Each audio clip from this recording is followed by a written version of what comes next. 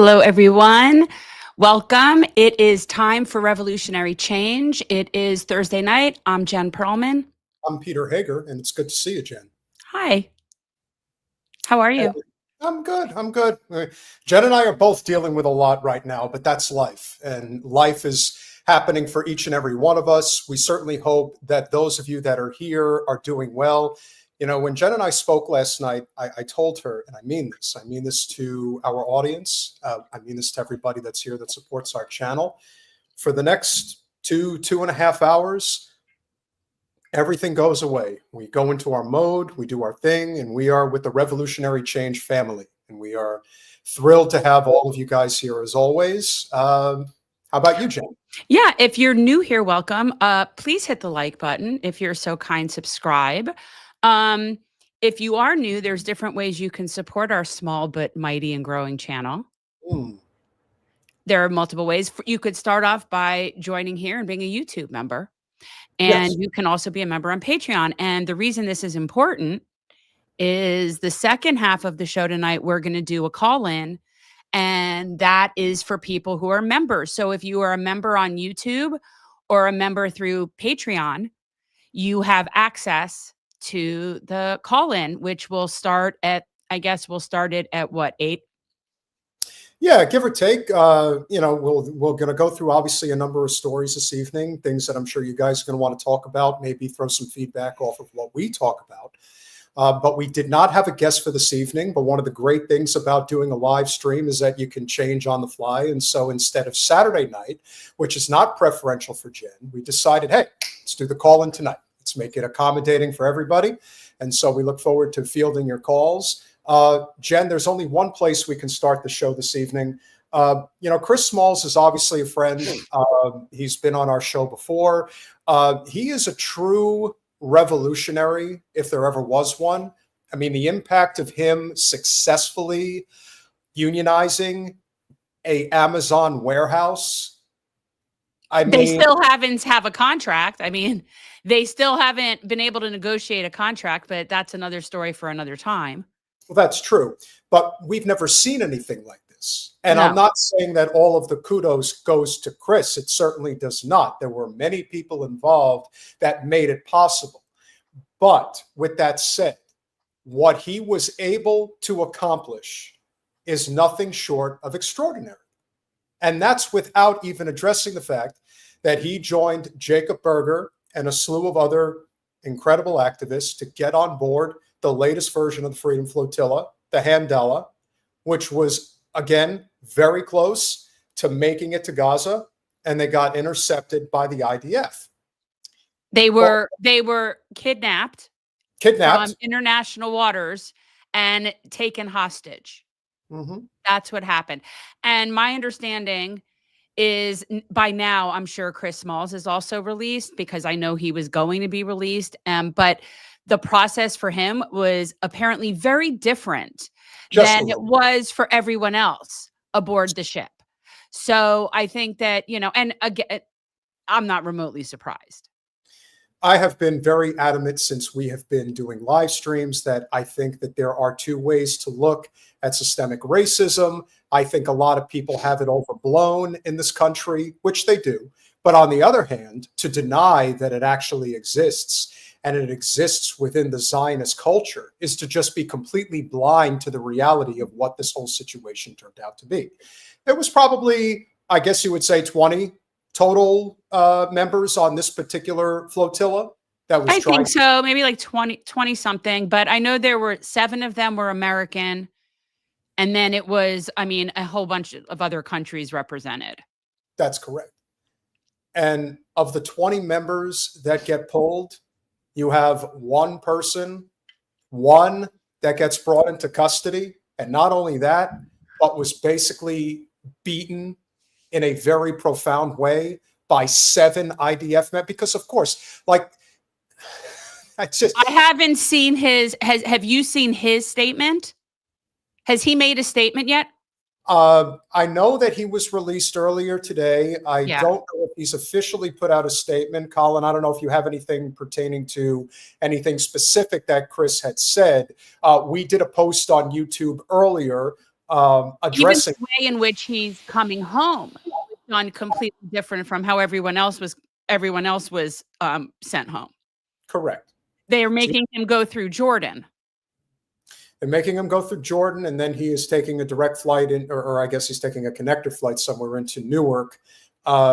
Shout out to Jersey. He is a Jersey resident. I mean, I'm trying to think of I wonder how everyone else, well, they probably had it from private air bases. Cause I was gonna say, I know like the airport in Tel Aviv has been shut down since, the 12-day war.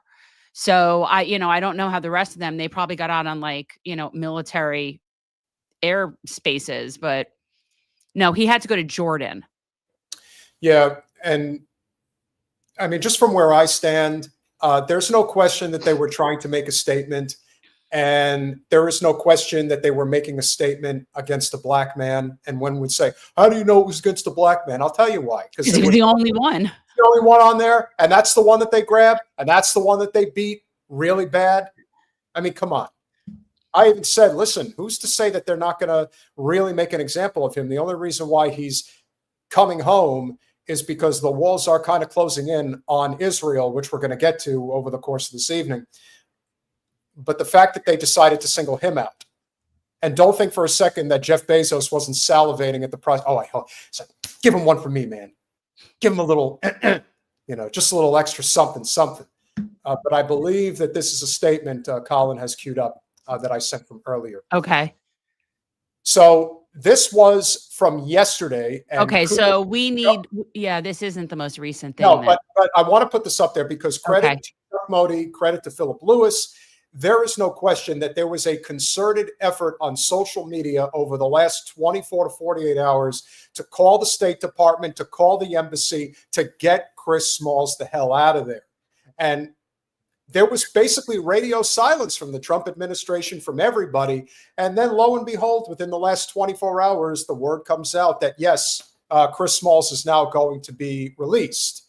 Well, credit to any one of you that are in the audience this evening. Credit to each and every one of you that decided to pick up the phone and call the State Department.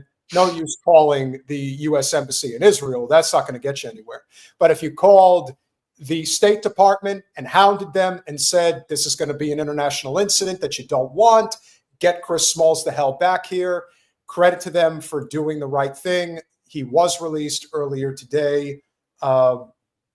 And that is, too obvious.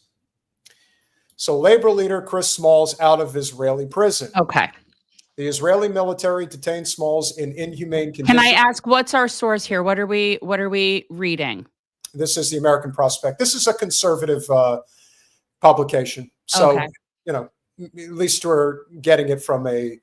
I just want to know the status of the situation. Libertarian conservative is how I would describe the American Prospect. All right. Crew member Bob Sabiri, a U.S.-Israeli peace activist, warned that genocide and violence would spread. A little late for that. It's been spreading for a while. Can we just scroll up for a second? Can we just say what an absolute badass of a photo that is? It's a really good shot. I mean, when I ran into Chris in New York a couple of years ago, he just had like a very stoic way about him. Yeah. He understands he's putting himself in harm's way. Again, that's the revolutionary part. It is. That's the revolutionary part. So, yeah.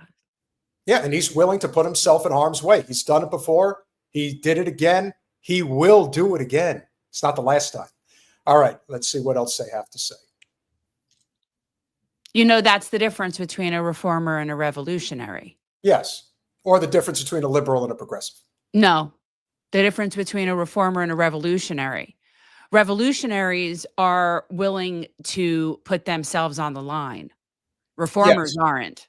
That's true. So, and that could mean physically, symbolically, careerly, whatever, but revolutionaries are willing to take a hit for something that a reformer is not going to take a hit for. Listen, I did what I had to do, but I refuse to say that this is a genocide. No. This is not a genocide. This is a very violent. Yeah. See, that's a reformer. 100%. The Israeli military released Amazon labor union founder. I love that they said that. Chris Smalls earlier this morning after subjecting him to physical abuse and detained him for 5 days in an overcrowded prison. So I can't wait till he starts sharing what was really going on, like how they basically were trying to break him and he was like, you're not getting me, not happening. To physical abuse and overcrowded prison cell without ventilation or cooling despite extreme summer heat that drove temperatures close to 100 degrees, according to the legal aid group Abdallah and the Freedom Flotilla Coalition. Neither the U.S. consulate nor the U.S. embassy officials met with Smalls, shock, though they were notified of his release details in advance, nor did they visit him or other activists during their detention, despite repeated requests, the organization said. Smalls was the only black member of the 20, all right, so I said 20, it's 21-person international crew aboard the coalition's boat, the Handala, as it sought to deliver food, medicine, baby formula, and diapers to Gaza. And he was subjected to some of the worst abuse. After 6 days, the Israeli military intercepted the delegation in international waters and took them to Gibeon prison. His abuse began then, the organizations and eyewitnesses say. And let me just say this. As I shared with you the other day, Jen, we don't have to pull the article because, again, how do you know Israel's lying? Its lips are moving. The idea that they are suggesting that this Freedom Flotilla was carrying narcotics into Gaza. Like the level of desperation that they have hit. Wait, where are you pulling that from this? I mean, it was just off the top of my head. I know, but you're gonna it makes things confusing for the segment. I won't again. Don't do that because not everybody knows what you're thinking. More from Whitney Curry Wimbish. When he reached the Israeli prison, U.S. human rights defender Chris Smalls was physically assaulted by 7 officials. 7. Not 1 or 2, but 7. They choked him and kicked him in the legs, leaving visible signs of violence on his neck and back, the coalition said. Not so smart to leave signs. No. When his lawyers met with him, Chris was surrounded by 6. Be careful what you say here, buddy. Chris was surrounded by 6 members of Israel's special police unit. This level of force was not used against any other abducted activists. Really? They needed 6 of them. 6 people surrounding him. Well, it was very threatening, Jen. on the threatening mission with baby formula and food and aid. Smalls was the last person released early Thursday morning, along with Tunisian activist Hatem Ayoni, who was received by the Tunisian embassy at the border with Jordan. Both Smalls and Ayoni had gone on a hunger strike for all 5 days they were in prison. Hey, let me tell you something. I'm not sure that hunger strike was by choice. I highly doubt what they were being served was anything probably worth eating anyway. No, but it still could have been choice. But notice the difference, though. Okay, so this gentleman, Hatem Ayoni, please forgive. I know I'm butchering it. He was received by somebody at his country's embassy at the border. Nobody was there to greet Chris Smalls, right? Mm-hmm. Like there was nobody from the United States to greet him there. Because why, if there were, that would be in this. Attorneys from the legal aid organization Adala visited the two and reported that prison guards have been violently raiding and searching their cells on a regular basis. Mm-hmm. Of course. And so, with that being said, the silence from the U.S. government about Israel's abuse of Smalls reflects indifference towards anything associated with Palestine, including it's a credit to the American prospect. Good for them. But then again, they are libertarian leaning, so this isn't surprising that they're framing it, they're discussing it the right way, including its own citizens, said Bob Sabiri, a 77-year-old U.S. peace activist and dual U.S. Israeli citizen who was aboard the Handala with Smalls. He noted the Israeli forces have killed multiple American and dual citizens in Palestine over the years. As Zateo pointed out, they have killed at least 6 Americans since October 7th, yet politicians have shown no interest. It's even more surprising while the largest labor union in Canada has condemned Smalls' detention. Few U.S. unions have spoken up about the situation. That's amazing. Small's own Amazon Labor Union, the California Faculty Association, and Sarah Nelson of the Association of Flight Attendants, notable exceptions. In a Wednesday night vote, led by the senator from Vermont, 27 Democratic senators among the 44 voting support among the 44 voting to support the block. Isn't that incredible? You have 27 Democrats and 17 Republican senators that voted to stop this arms sale, but there was at least 56 other senators, including almost half of the Democrats, who voted no. So when we say that it doesn't matter what party you're in, it doesn't at all. I also, by the way, want to point out that this is one of those things that I find also somewhat performative from Bernie. So this is one of those things that I do feel, and it might not be so in this case, but this is one of those times when it appears that a lot of people are doing this, but only because they know that it won't go through. And so they get to sort of look like the good cop, even though they know it won't go through. And it's just very theatrical to me. Well, we're going to get to Elissa Slotkin shortly, but rest assured, as we are going to discuss her dreadful appearance with Krystal and Sagar, she decided, hey, that PR, that wasn't really good. I need to go on with Colbert and make myself look really good. Do you know the convenient factor about her going on with Colbert? I didn't know. It just so happened to coincide with when this vote was taking place. Just missed it by a fraction of an inch. By a fraction of an inch, conveniently decided that they were not going to be there in the nick of time. But so basically, so she abstained, is what you're saying? Yes, she abstained, and we all know that if she was there, no matter what she would never block anything.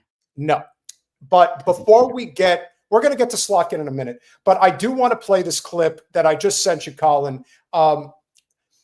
There is something really sinister going on with Bernie. I don't know why he feels that it is a bridge too far to say the word genocide. Now, that's not the only problem. That's not the only problem.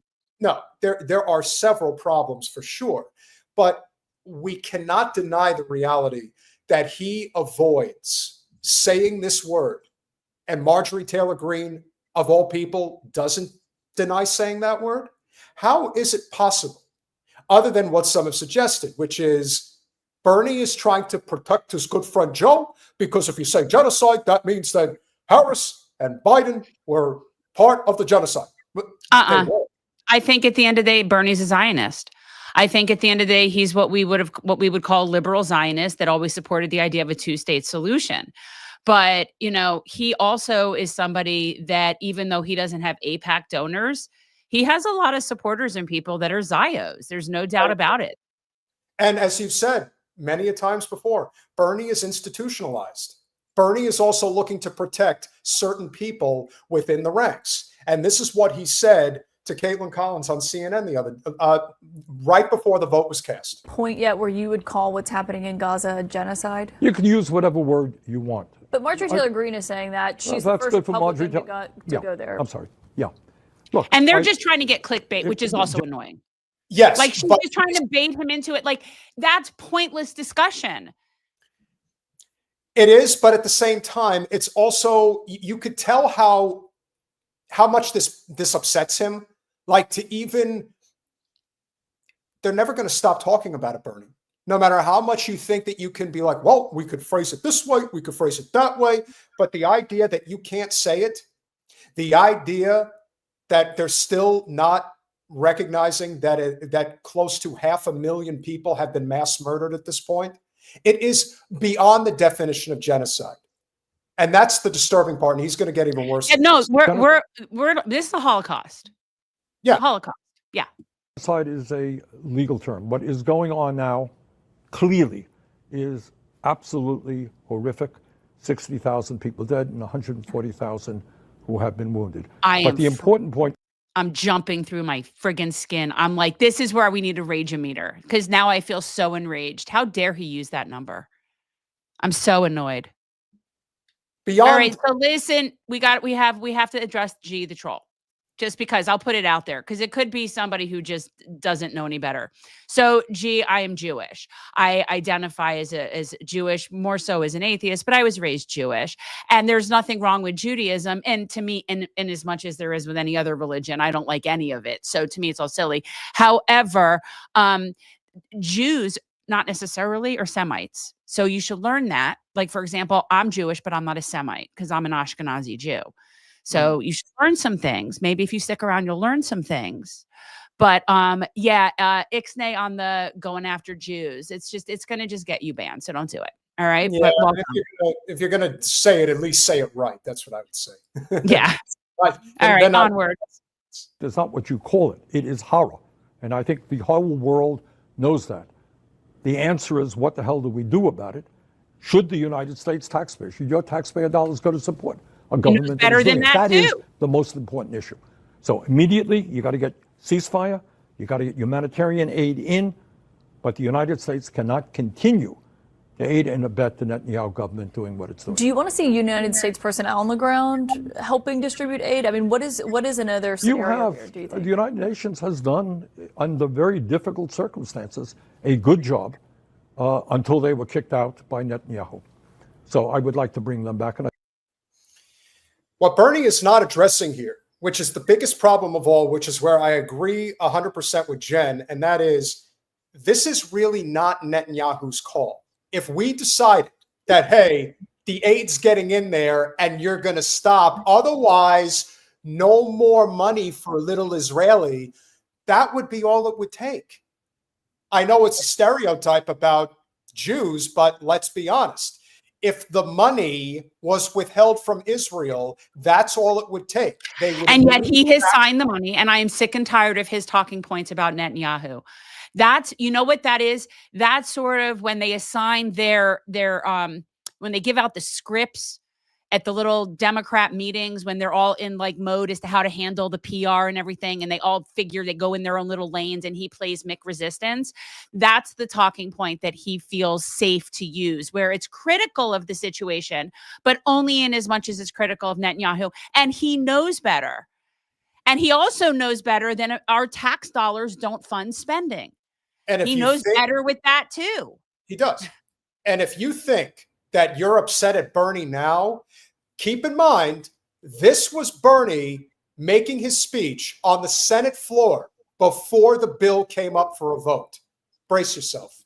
Is a terrorist organization which began. Hamas is a terrorist organization which Bernie. began this war. Oh my God. With a brutal terrorist attack. I can't believe. When was this? I just told you. Now? This is from now? Yesterday. Oh my God. I'm going to be sick. I cannot believe he is still saying to me, when the word Hamas comes out of someone's mouth, I want like one of those things where it's like a fist on the end of a spring to come out and punch him in the face. You know what I'm talking about? Like those fists, those boxing gloves on the end of a spring. Yeah. Fuck him for saying this. They started this war. And it's not a war. Why do they keep calling it a war? This is you know what I would say? They're out there. He's saying that this is a war. Does this woman cradling her dying child from malnutrition and starvation, does she look like she's out there fighting a war? Do those people desperately trying to get food? Those are children. Those are all children in that picture. They're fighting a war. Let me tell you, they're really fighting a war. You know what war they're fighting, Bernie? They're fighting a war inside, not to go and mass kill people once they're of age and they know how to look back on what just happened. Think about how many jihadis you have created as a result of this. I'm so disgusted. I'm getting more and more disgusted with him by the day. Like I didn't realize that I could feel this disgusted by Bernie, and I do. Like this is. I didn't even know like what his statement is serving. This preempt, I have to let everybody know that this is very important because that's the thing. He has to like, suck off somebody before he can get to the point. In order to make a point about helping starving people, I first have to make sure to walk on eggshells and suck off whoever I have to in the little Jewish sector that's all uptight about this. I'm so aggravated. Guys, we have over 250 watching live as we speak, but only 134 likes. If you would be so kind, and it would be tremendously appreciated. Jen, I think you know the importance of this as well. What? Which part? Please smash that like button. Oh, yes. Everybody, please hit the like button. Get closer to it, It Jen. really does help. It helps get the, helps spread the word. Yes, we're not asking you to pay us, although any contributions are appreciated. I just feel like he's getting so much worse. And we will, the second half of the show tonight will be a call-in for members. So feel free to join. Rachel understands. Rachel, I have some significant rage. We all do. All right, let's see what else the Burnster has to say. 2023, they killed 1,200 innocent Israelis. Lie. Also been debunked. I mean, you've got Bassem Youssef, who has come out and has said it's about 300 or so, and the rest of them were all military, and most of the killing was done by Israel, not Hamas. Absolutely. But yet he's still going with this. Well, I'm waiting to see, does he also throw in the beheaded babies or rape narrative in this ridiculous prelude to whatever he's going to try to now suck off the other side for? He's trying to play both sides. Which you can't. It doesn't work. Do. No. It doesn't work. No. And took 250 hostages. How many hostages has Israel taken, Bernie? Over 15,000. Oh, but they don't. But those aren't hostages, Peter. They call those prisoners. Oh, well, of course. I mean, they're even though they've never been charged with anything, and a good majority of them are children, mind you. Those are prisoners. White Ashkenazis. That's why.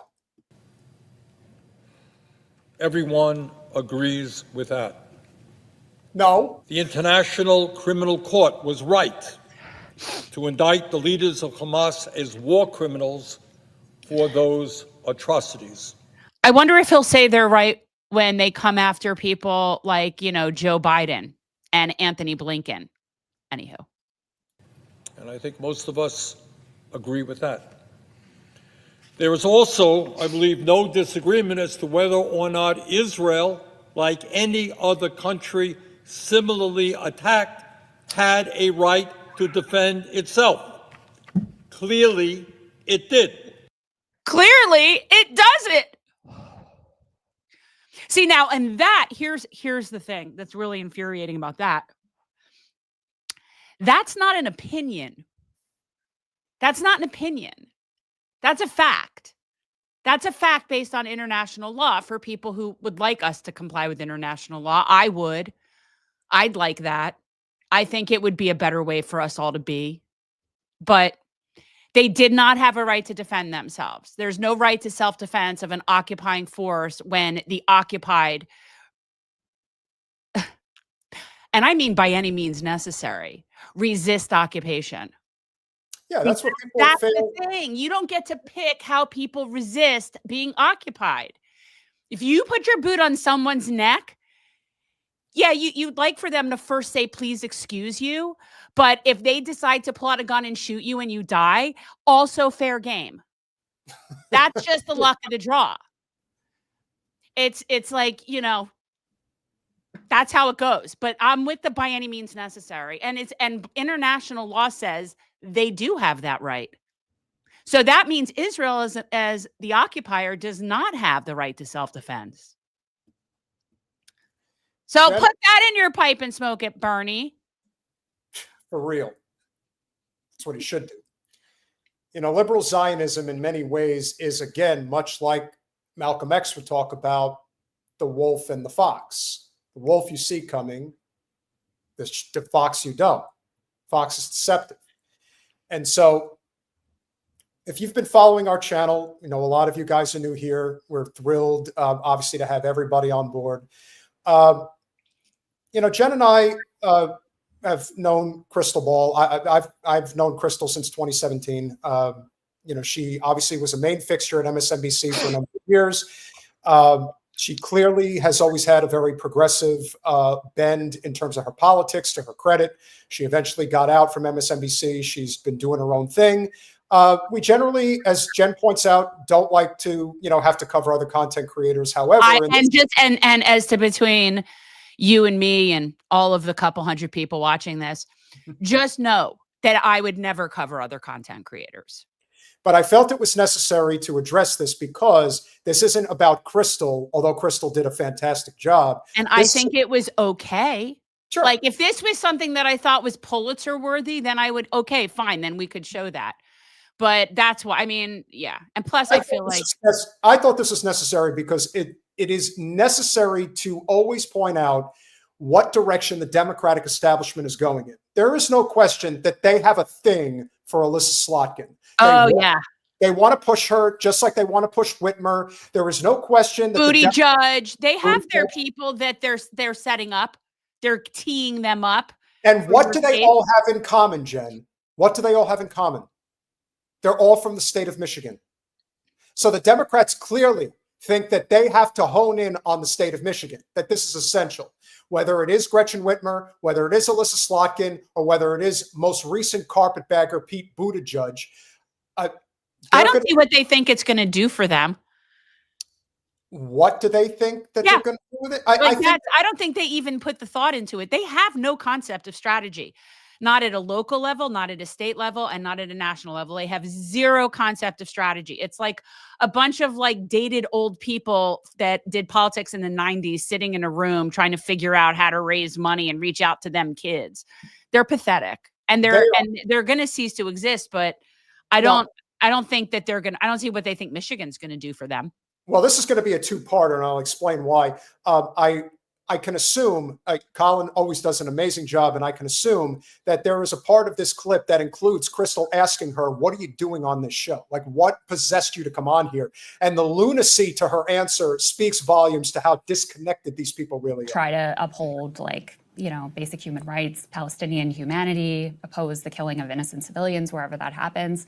And I have to tell you, I feel really guilty that I'm not doing enough. I think all the time about, I'm a mom, I think all the time about those moms who can't feed their babies. Mm-hmm. And you could tell that when she said that, I thought of you immediately. I thought it's just like a mother, like this, I can't do enough. And even though Krystal has been talking about this since day one, somebody who actually has been using their platform for good about this particular topic, which is the topic of our time, a person who actually has made an impact is telling themselves and telling the audience, and I still haven't done enough. I have not done enough. And even though none of us have done enough. If we've done enough, then it wouldn't be happening. I actually see this as a failure of our species. We have failed as a species. That's what I think. And I don't know that I'll ever unthink that. You know what I mean? It'll have to be like some sort of miraculous thing in the future where I unthink that. Those babies are starving to death. And I just want to know, you're a United States Senator, you did vote for some of the bombs that were dropped on refugee camps. When kids have been sniped in the head, tents firebombed, people set on fire. The entire Gaza Strip turned into rubble. And now we're seeing these emaciated bodies of babies starving to death every day. And I know what you can do. Does it eat you up? Does it eat you up? Do you think, what more could I do? Do you regret any of your votes? Do you regret let me tell you what I was complicity? working on this morning. You could see it in her, be like. Not only doesn't she regret it, but right here, what she's about to do is she's redirecting the conversation. She's about to redirect the conversation to something that is sort of related, but not really but won't answer the question. Wait for it. Go ahead.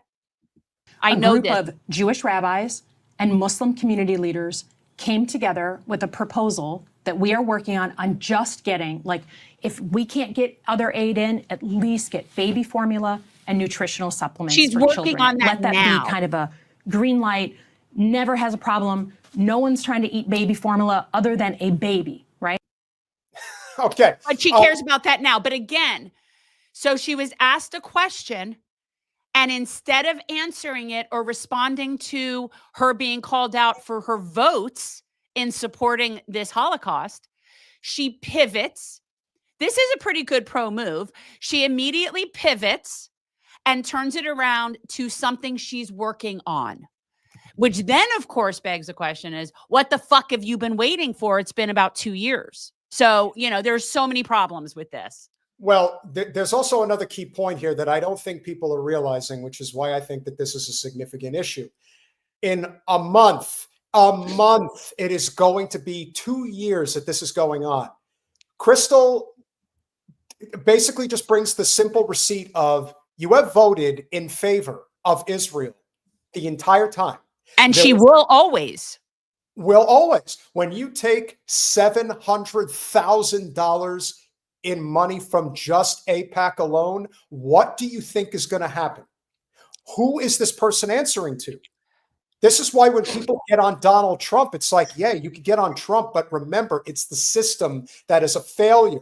She is a failure as a human being. And on top of everything else, which is what we've been saying since the moment that this piece of shit stepped into power in the US Congress and now the US Senate, she was a CIA spook for many years. And do you know, Jen, does the audience happen to remember exactly what she was working on when she was in the CIA? She was working on Iraq policy, which with George W. Bush back in the administration. Yeah, that's right. That Slotkin girl, she was a great asset to our administration at the time. Did you know that? But here's where I find that, and I'm not saying that I would do this as an interviewer, which is why I don't do interviews like with people that I wouldn't want to do this, because, at this point is when I would want to like put my hand in her face and say, you do not get to perpetrate a Holocaust and then get together a panel, an interfaith panel, so that we can allow formula to get in 2 years later. That is just not okay. And it is not okay to say that to her. And that's the problem. And no, I wouldn't expect Krystal to do that. I wouldn't necessarily do that. That's why I'm not a journalist, but that's the kind of thing. See, that's the kind of thing that Max would do. Yes. And that's why she would never go on with someone like that. I cannot with this woman. Well, she's not done. She is perpetrating a Holocaust and yet bragging about an initiative to throw a little something their way while she's killing them off. Yeah. And once a CIA spook, always a CIA spook. Right? That is the proposal that I've been working on all night and this morning. Tirelessly. So in terms of what we're trying to do, there's not a moment that goes by that this isn't something that I'm working on and something that my own community, not online, but my own community has practical things that they want to do. They're willing to raise the money. They're willing to buy the formula. They're willing to do whatever we need to do to get it shipped in. That's how I spend my time. But before she became statewide, did she represent Bloomfield Hills? Guys, can you double check what congressional district Slotkin represented in Michigan before she became senator, please? So was she? If she is the Detroit suburbs, which I believe she was, which would come. I'm curious for personal reason if that's Bloomfield Hills, but the way she's talking about her people would be so willing to do that. Yeah, I was just going to ask you, what is she referencing when she says that? I know what she's referencing, which is why I wanted why I want to know if it was Bloomfield Hills is in the district. So it's a very white supremacist, Zionist, paternalistic approach. It's okay. So it's Lansing. Okay. So she's not Bloomfield Hills, but when she's talking about like her supporters and her people, what I imagine she's talking about are the liberal Zios that are willing to allow her to push for some aid while they're perpetrating a genocide, right? That's where her supporters are. The people she's talking about, oh yes, they're happy to raise money for the formula for the babies, but they don't want you to stop sending weapons to keep bombing the babies. See that what the hell is that? Liberal Zionism at its finest. Exactly. It's honestly, I prefer Jews for Jesus. If I'm going to have to deal with something that's just completely oxymoronic, I'd rather deal with Jews for Jesus. Well, like I said, she is definitely one of the golden girls in the Democratic establishment right now. So you're going to be hearing a lot from her. And we've got another beautiful clip. I will make it my mission. I will make it my mission to not let her have peace of mind with anything she says. She has, first of all, she's got psychopath face. And the way she's talking, because Krystal was sitting there like talking about starving children. And instead of even responding in any sort of emotional context to a question. It's terrible what's happened to these children. We have to stop. She says nothing based on how she feels, which is what she was asked. And instead what she does is she immediately pivots to something she's working on, because she can't talk about how she feels, because how she feels is she don't give a shit. No. That's why. This is the thing about Slotkin, you have to remember. She is a white Ashkenazi Jew. She, by birth, hates these people, doesn't care, the fact of the matter is that for her, the only thing that she doesn't really like is that she doesn't want to see it. That's the difference. For her, this is just a job. I mean, if you can do what she did, which was work hand in glove with Bush and Cheney about how to take out, let's be honest, the Iraqi people, what the hell is taking out the people that is considered a blood oath with her belief system? She believes what these psychopaths believe. That's what I'm saying. She doesn't care. So she can't answer a basic question about, which was, I mean, Krystal was kind of in a nice way basically saying, how do you sleep at night? And instead of saying, well, it's been hard, I feel conflicted, and any sort of way reflecting any human emotion, she just pivots into something she's working on tirelessly that should have been worked on 2 years ago. That to me is the most effective thing that I can do today. This is a subtle question. Your staff is telling us you absolutely have to go. So we appreciate And there it is. So as soon as, and this is what, and this is why I listen. There are times where I can't stand Sagar, but this is one of those moments where I know that he just could not wait to tell them. Your staff is saying that you got to go because you can't handle the truth. Like, oh yeah, no, it's so on brand for him to not even be like, we know that you got to go. Final thoughts before. It's like your staff's in our ears saying that we can't talk to you anymore. Yeah, they were going to cut her off. I don't know what they expected. And this is something that's really interesting is the amount of people that work in the consultant class, in that sort of publicity, media relations, all of that stuff, that are really just not very good at it. No, they're really just not very good at it. And they put their clients in situations where they end up with a whole bunch of unforced errors that would be, and what makes them be unforced is a little bit of research would have prevented. So, and again, I think she's a total piece of shit and she should get whatever she's got coming to her. But if I were her media person, I wouldn't have wanted her to go on this show. No. And apparently she has one final thought. Appreciate your time. Thank you very much for coming. Senator. Thank you very much. Okay. Thank you guys so much for watching. But as you can imagine, as soon as Krystal asked her that question, she immediately went to what she's going to talk about. And her staff immediately was like, yeah, we got to shut this down. Without even allowing her to say something that would get her into deeper trouble. Now, for all of you libs out there that are still crying about Stephen Colbert getting his show taken off in a year, don't worry. Don't worry. Colbert to the rescue to allow Slotkin to kind of update her PR. And so she decided the day after she went on, and I believe this was yesterday, Stephen Colbert decided to interview Elissa Slotkin. Electorally minded people out there like to think that some of the trouble the United States has is because of what they call the deep state. Right. Okay. And as a former spy, is there a deep state? What do they mean by deep state? Yeah, I wish people could understand that a lot of the guys that I served with, guys and gals at the CIA or at the Pentagon where I served, first of all, a lot of them are former military. So, if you can't. So that means that's not a selling point. Yeah, they serve the country, so automatically you criticize them. You hate the troops. Remember that, Jen. Remember that's what happened back in 03, 04, 05. That's what they did. They always say, "Oh, you don't support Bush, you don't support Cheney, you hate the troops." can't be like pro-military and then anti-intelligence community and deep state. But a lot of the guys are also like wearing mom jeans and white sneakers on the weekends. Like these are good corn-fed people who just want to help their country. Eating ballpark franks. Eating their hot dogs. Or I hate him so much. Well, first of all, he probably doesn't have too much say-so into who even comes on his show. Let's be clear. So when you say he had her on, this is what was on. I don't know what his arrangement is, and I don't know who's in charge, but clearly it's not him since he's ending this year. So who knows if he even had a say-so in this. If the Democrats or whoever deep state people said to their sponsors, we're having her on, guess what? They're having her on. And Stephen Colbert has no say-so.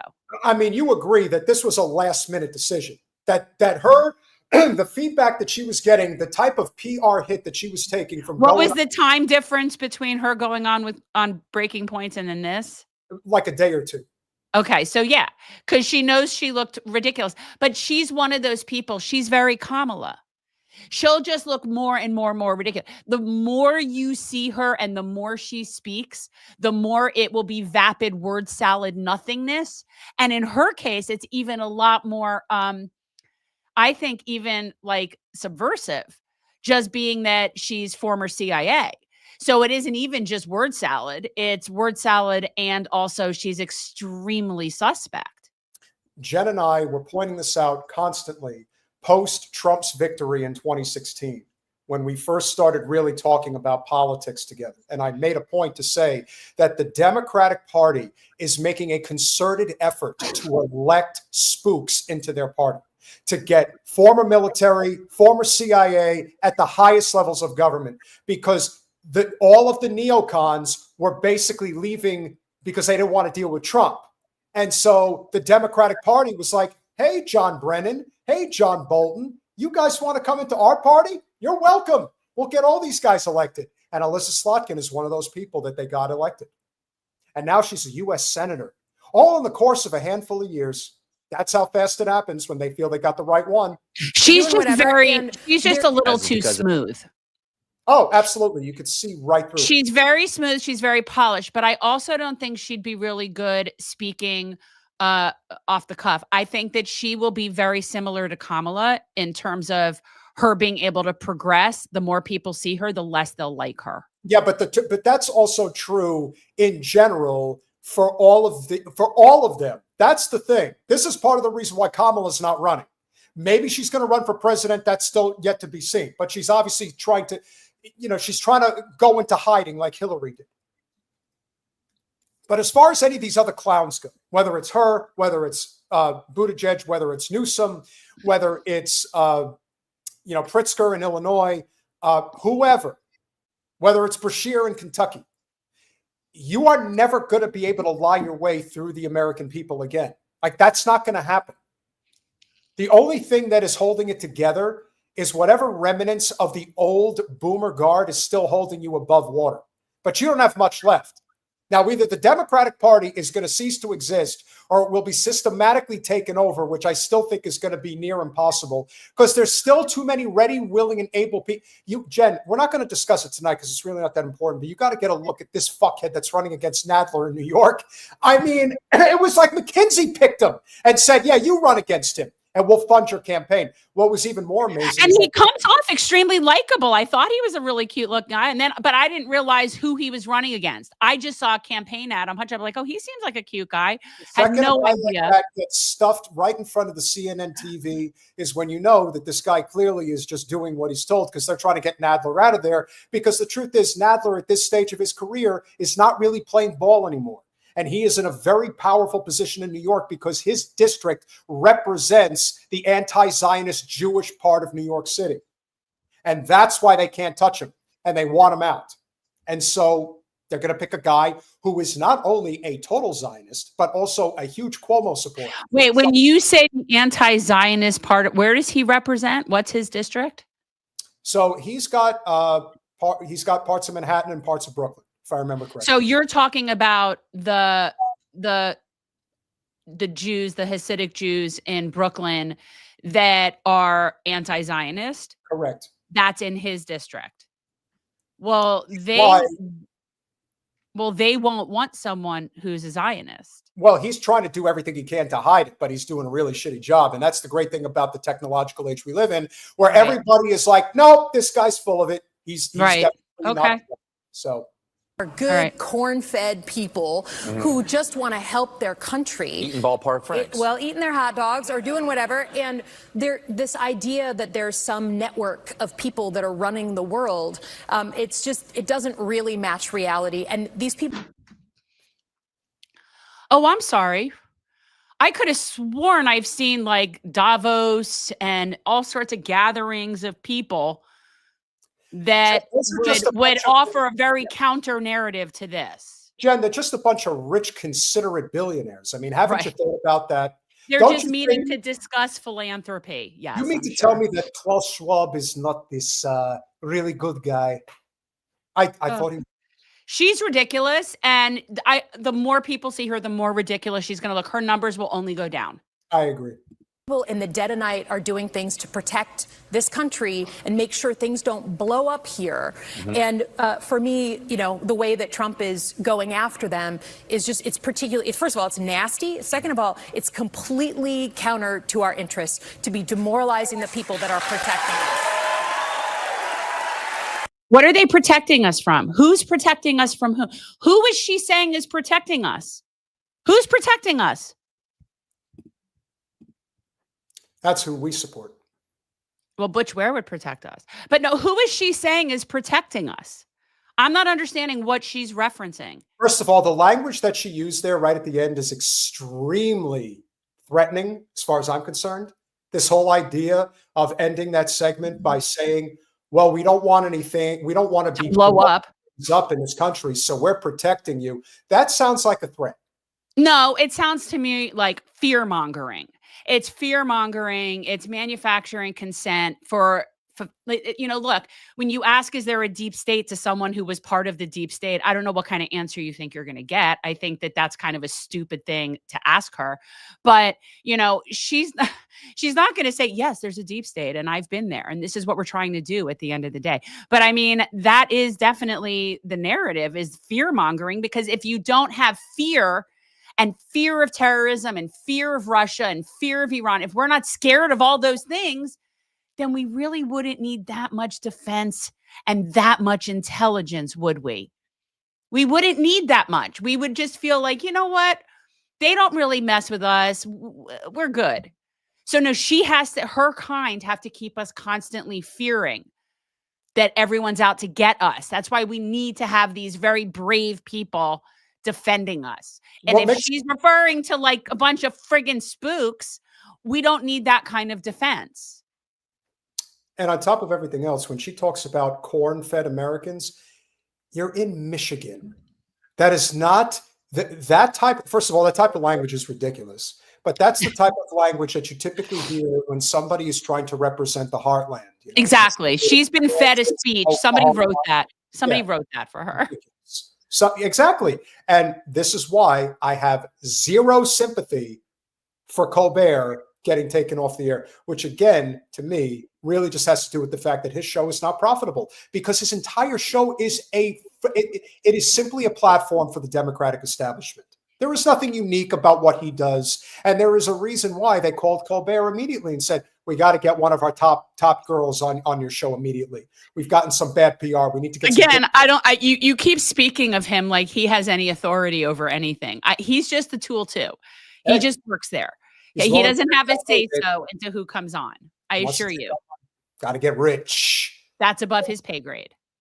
Guys, we have a huge audience this evening, which is wonderful. We've been hitting around 350 live viewers. If you are new here, make sure that you subscribe. Also, make sure that you smash that like button. Make sure that you also share the stream where you can. We are entering our fun part of the evening. We are going to do a call-in segment. This is for all paying members, whether you are a YouTube member or a patron. Make sure that, Colin, if you would like to explain to the audience real quick, and we'll go through our current contributors for the evening as we get this set up. So, Colin, the floor is yours, my friend.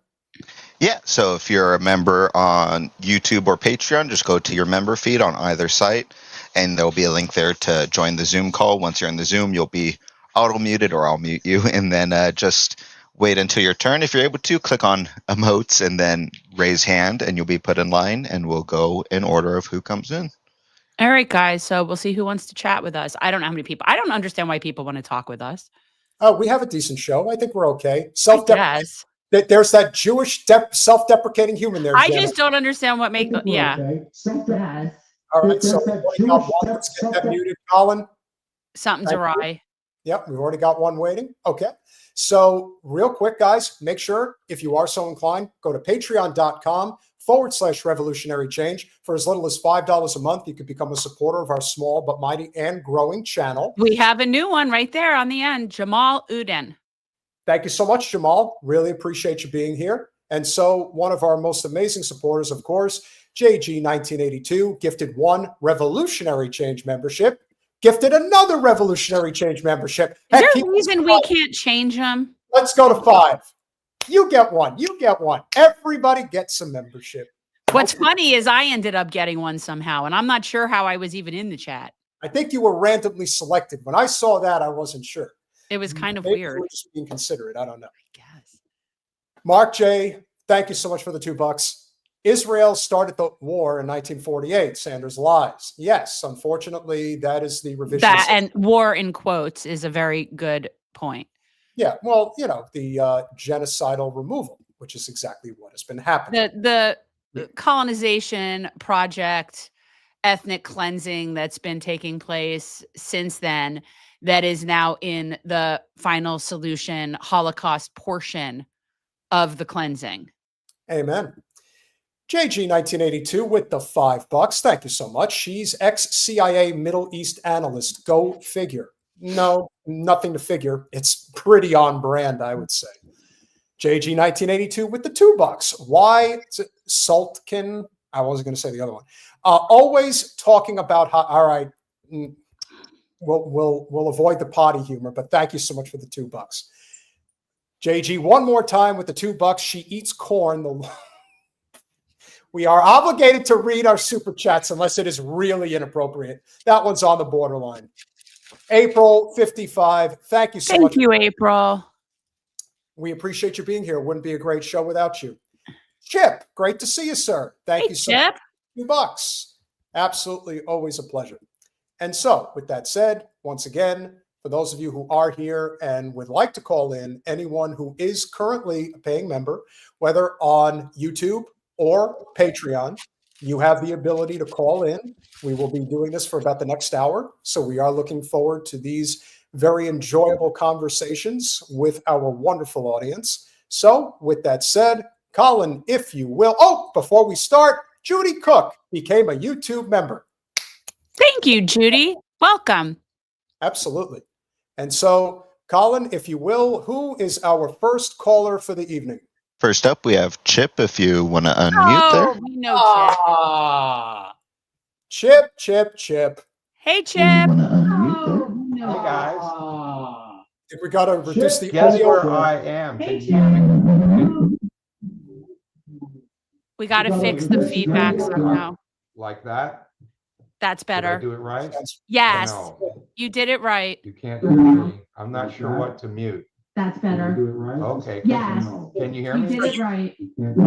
Well, I'm calling in from. Whoa. Hold on. Okay. Technical I don't have- difficulties. I do, but they're in the car. Why don't you go on to the next person and I'll come back to you. Okay. All right. That's fine. We'll be back, Chip. All right, Colin, we'll bring Chip back in. Not a problem. Who do we have next? Hello? The audio is good. Hi. I turned my TV off. I can't hear anybody. Should I turn my TV on? We can't hear any feedback currently. Should I turn my TV on? We can't hear any feedback currently. But then All you right. hear it. Yes. I guess I want to talk about the press and their complicity. Keep in mind, I can't hear anything. So if I'm rambling, please excuse me. A guy with a huge platform like Piers Morgan, obviously he's complicit in this. But, I watch the State Department and White House press meetings twice a week. And I just can't really deal with the way they just sit up there and lie to the people twice a week, and how the journalists really don't really push back to my liking. What is your guys' opinions on that? I've been saying for a really long time that I don't understand why anybody goes to those press conferences. I don't understand why any journalist wants to sit in a room, be lied to, and even if they were to push back, they would still just be lied to. It's not like they're going to get anywhere with those people. So I find it absurd. I don't believe a word that comes out of any of those spokespeople's mouths. I don't think anybody does. And, you know, at this point, it's just theater. So I don't understand why journalists even show up to. I mean, obviously they need to. That's their beat, and I know, but I don't think that they go there anticipating getting actual, real, factual information. That's also part of somebody with such a prestigious career, like an Andrea Mitchell. Like, seriously, why does she sit there? Like, why does she tolerate that? You don't need to be there for her career. What is the draw? Andrea Mitchell, that's an interesting one. That's a whole other song and dance. Who's she married to, Jen? Do you know who are we speaking with, by the way? I'm Christopher Kelly. I'm from New Jersey. I'm 50 years old. Okay. Hi, Christopher. Do you know who Andrea Mitchell is married to? I do not. Okay. So that's Greenspan. It's Alan, right? Alan Greenspan. Yeah. Alan Greenspan. That's his wife. So she's as corporate, captured, capitalist, establishment that you could possibly be. And at the end of the day, that's the hand that feeds her, is the same hand that's manufacturing the lie in front of her. So I don't know that, yeah. And that's probably the truth for the majority of people that even get a pass to be in that room. People like Max Blumenthal, they'll get invited back every once in a while until they're remembered, and then they'll get banned for a while. So, yeah. It's interesting. She's given a wider berth than pretty much any other journalist there. And she does offer a pushback at times. But, you know, they're still going with the mass rapes and the beheaded babies, and Hamas broke the ceasefire. I mean, it's painful. It's infuriating, really. It really is. I don't know why I torture myself twice a week. I really don't.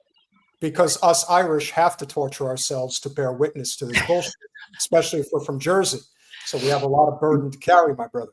I happen to be Irish, but that name is from a plantation owner. It came from my black father from Mississippi. So that's funny. I do happen to be a little Irish, but it's not the name. Not in the name. What part of Jersey are you from, Chris? I grew up in Westfield. I'm actually in a rehabilitation center in Linden right now. I just want to thank you guys for what you're doing. Algorithm brought me to you guys, and I really enjoy your show. And I listen every 3 times a week. I appreciate it. Thank you so much. I appreciate you calling in. Thank you as well, Chris. I actually know Westfield pretty well. I used to date a girl from Clark, so I know the area, and I hope we hope that everything is going well with rehab, and if we can provide any semblance of support in whatever capacity that we're doing as a channel, we're obviously tremendously appreciative of you even being here and listening, and we hope you're enjoying it. Yeah, but you've got to turn off the mainstream media. That stuff is brain poison, man. That stuff, that's some toxic stuff. Yep. It really is. All right, guys. Take care. Have a good one. Thanks, Chris. All right, Colin, who do we have next? We'll go back to Chip here. All right, Chip, how's it going? Hey, guys. Can you hear me? Yes, we can hear you. You can't hear. Great. So this is amazing. I got here to Wake Forest a week ago yesterday, moving from Santa Cruz, California. I walked in the door. I checked my email. Bang, you guys are live on just now. I mean, this is like serendipity on stilts. But this is perfect. Jen, I got a question for you. Yes. I had a big argument with a very close, dear relative of mine. When I told her that I voted for Jill Stein, she lives in New York City. This was prior to the Mamdani winning the primary, right? She said, "You threw your vote away." Yeah. I said, "No, I didn't." This went on 5 different times, and I just didn't know what to say to her. But as I recall, you were in Florida for the 2000 election. Is that approximately true? When I in 2000? No, I was living in San Antonio in 2000? Oh, well, Peter, maybe you know the answer to this. I mentioned in the chat at one point that 30,000 registered Democrats did not vote in the 2000 election.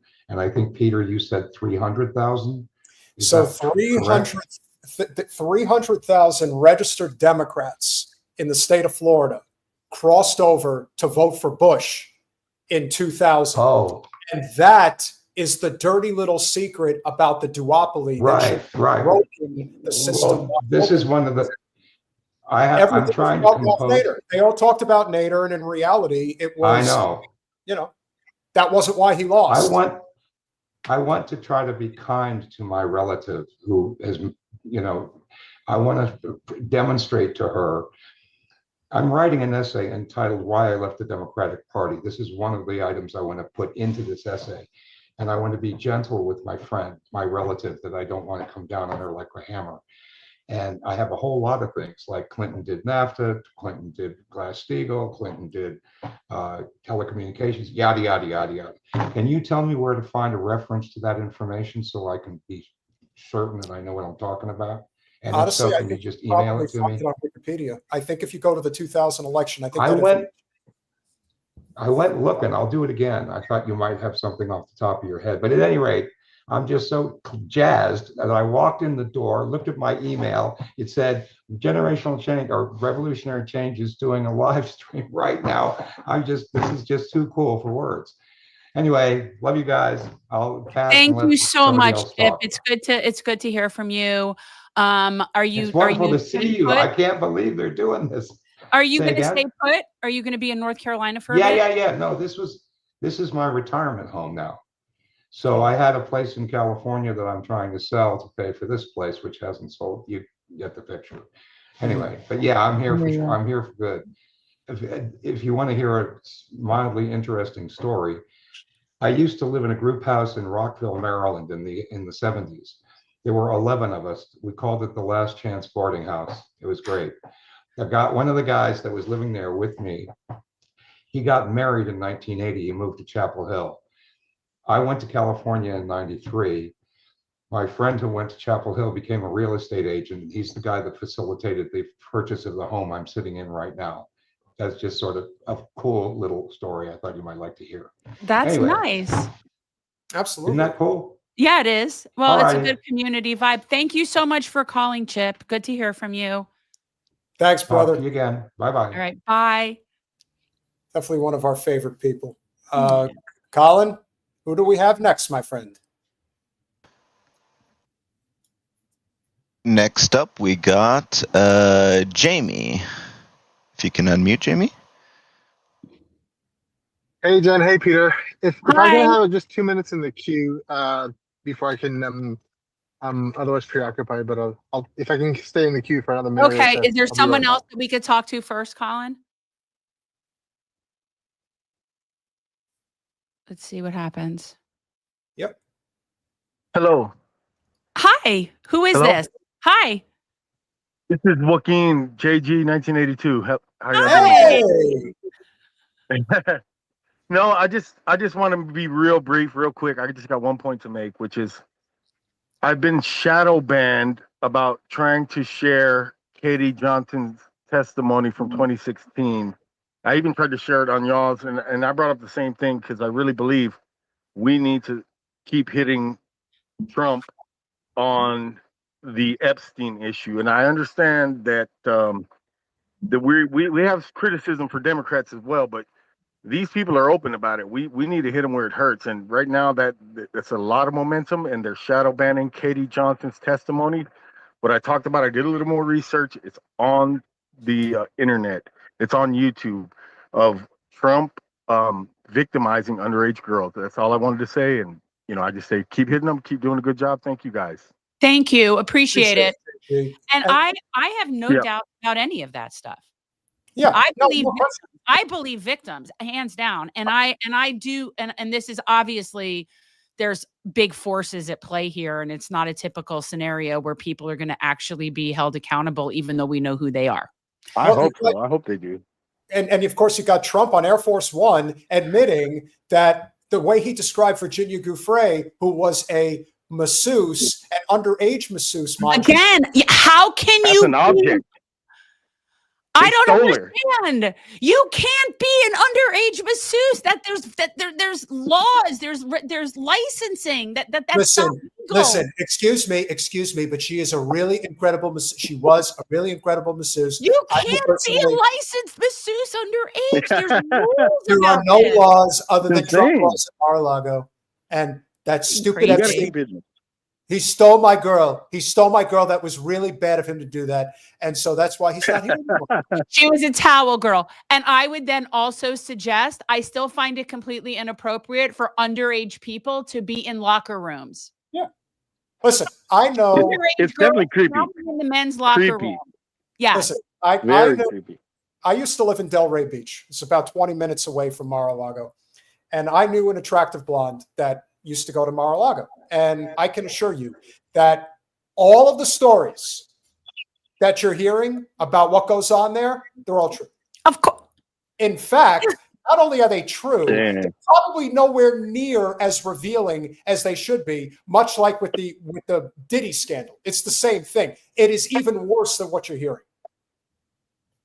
But to deny that this type of stuff is going on, bullshit. Exactly. Thank you for calling in. Thank you. Thank you again. Absolutely. Thank you for your support as always, JG. Good night. Yep. All righty, Colin. Who do we have next, my friend? Next up, if you're ready, Jamie. Jamie, are you ready? Yep, I'm here. All right. What's going on? All right. As I put in the chat, I've been angry and I'm angry and I have no other medium to express myself. So if you would bear with me, I don't particularly have a question. But if you would allow me, if you would indulge my little rant. Sure. Both professionally, I can't be, hopefully one day I'll be on camera, but both professionally and personally, it's a nightmare since I want to say since October 7th, but not really because I've been kind of in tune with what's going on beforehand, and with that silly old Hasbara talking point of the war started on October 7th and there was no there was peace beforehand, which is an utter lie. There isn't. I have no. I don't have the permission per se to speak out loud, to get involved publicly. I do the little bit I can behind the keyboard, and as far as family as well. I mean, I've spoken about it on a different time, where how far am I going to go to sacrifice family and friends, which I have, but how far am I going to take that? And yeah, I mean, that's the long and short of it. I'm sure I have more, but it's hard to gather the thoughts when it's only becoming apparent now. Go ahead. All right. No, I was going to say, so you're basically a closeted anti-Zionist. Well, it's funny you say that because I was a closeted ex-Orthodox as well, as I mentioned prior. So, and I've since left that closet. So I've never thought of it this way, but for lack of a better way to explain it, yes, essentially, I can lose my job, my profession, my career for speaking out. Now, it was nice to hear the commander-in-chief acknowledge the starvation in Gaza. And all it takes is a phone call to stop the monsters to continuing what they are doing in the Middle East. But it's two pieces of the same pod. I voted green in 2020, and I didn't vote in 2024, but don't regret not voting for either side, because that hug back in October or November, whenever that was utterly uncalled for. That was essentially the wink and a nod to their prime minister to just do as he wishes. In 2 years, in the span of the entire occupation, let alone since pre-Zionist Israel, is not a lot to execute this plan that was essentially the plan from the start. Bibi has wanted this all along. Yeah. Let me ask you, so, you know, And- you're scared of Right. speaking out rightfully because people have lost their livelihoods, and we've talked about that. And I feel very privileged that I'm in a position where I do feel like I can do that. So I understand why you can't do that. My question is, how do you stomach being around Zios? Because this is something that's gotten where it's just, I mean, I wasn't that social to begin with, but I've gotten even much more reclusive because my environment where I am right now is very Zio. And I am disgusted being around it.